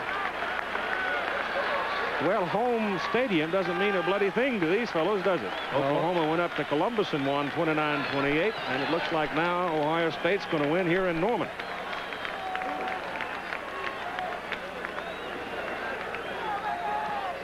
The Ohio State team has been superbly prepared for this ball game. Their play selection has been outstanding. Anybody who's tried to call plays would recognize that immediately. Except for the one on the goal line. Yeah. That ball came loose on the snap. And another Oklahoma mistake sets them back to the 16. And the defense is a tired bunch. Scores now. Texas beat Auburn today at Auburn 20-7, leading 20-0 at halftime. Michigan State upset Notre Dame 28-23, a startling score. George Perlis, big win. 4th quarter, Arizona has blown Washington State apart. 38-6 now in the 4th quarter. Bradley back to throw. Passes away to the sidelines. Rhymes has it. Thrown out of bounds up near the 30. That will be a first down at 1:59 to play in the game. Keith, or very close. It may not be a first down. They spotted it back to where he went out of bounds. Watch Rhymes, who's going to be an outstanding receiver. Just a junior, was a running back, but he gets a good push, making the defensive back think deep, breaks it out, gets eye contact with the ball. He must come down in bounds, and he does. I think Buster thought he had the yardage marker, but he was knocked back, and that's Earl Johnson going for the first down and getting it on a penalty flag throw. So you might have a face mask here.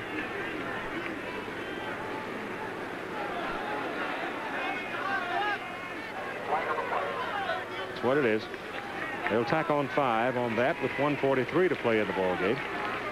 See if we can detect the call. As you can see that Johnson, yes, it looked like momentary. Tatum had the face mask and spun him around and let loose just an incidental 5-yard penalty.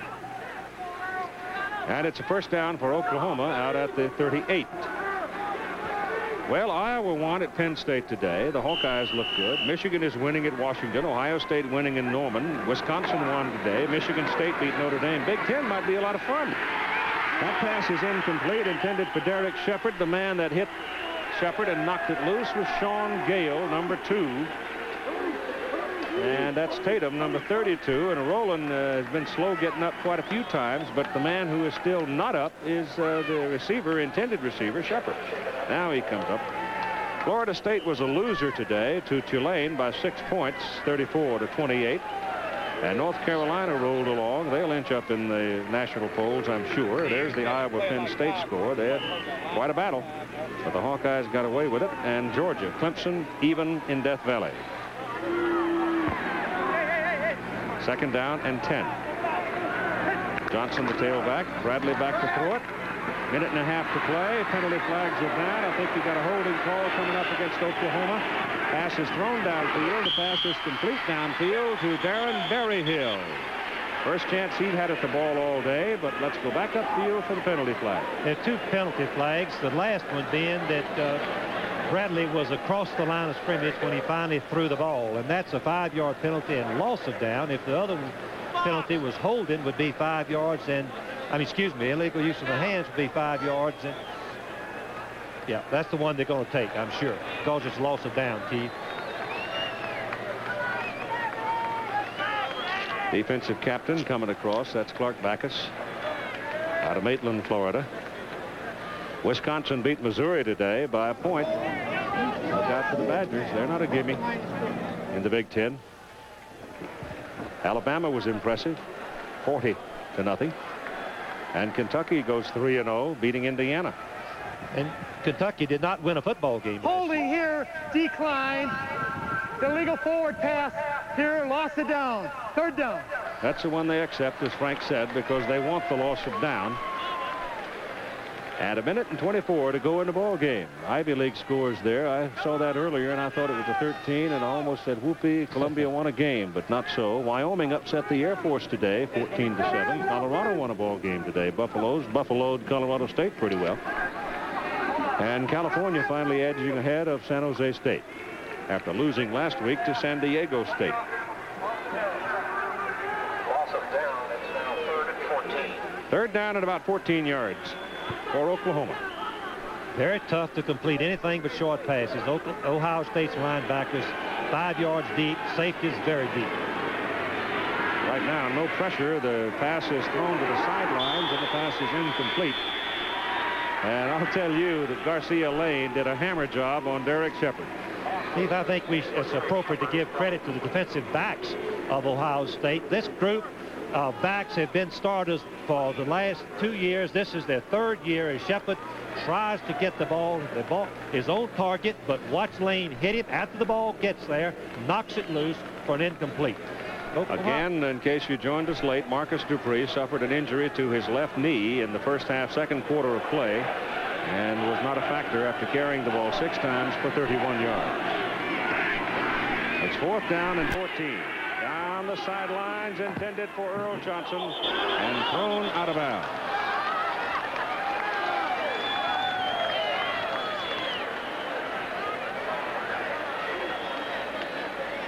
Ohio State man Sean Gale banging into that cart down on the sidelines.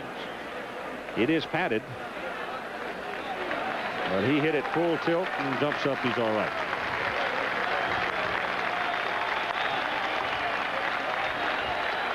Well, Ohio State will get a lot of momentum from their play in this football game. They've looked very, very impressive. The coaches have got to be pleased, both offensively and defensively, Keith. That was the 4th down play for Oklahoma, obviously, so Ohio State now only has to run out the clock. The Sooners have 1 timeout remaining. They can stop the clock 1 time.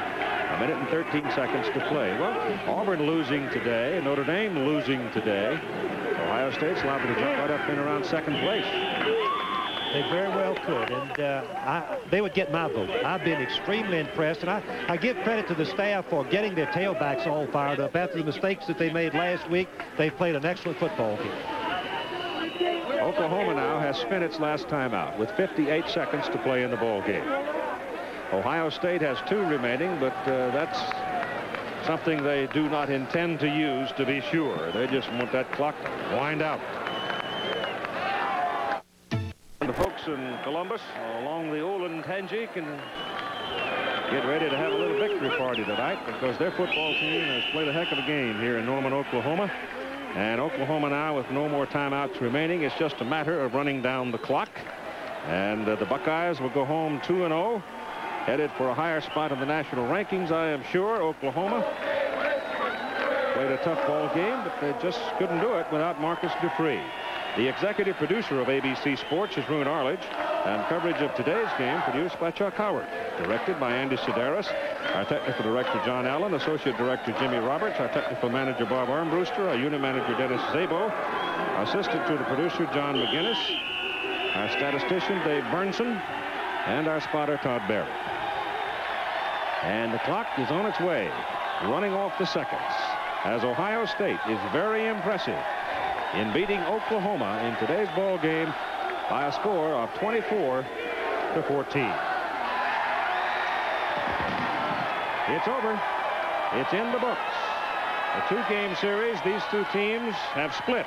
Oklahoma winning at Columbus in 1977, Ohio State winning in Norman in 1983.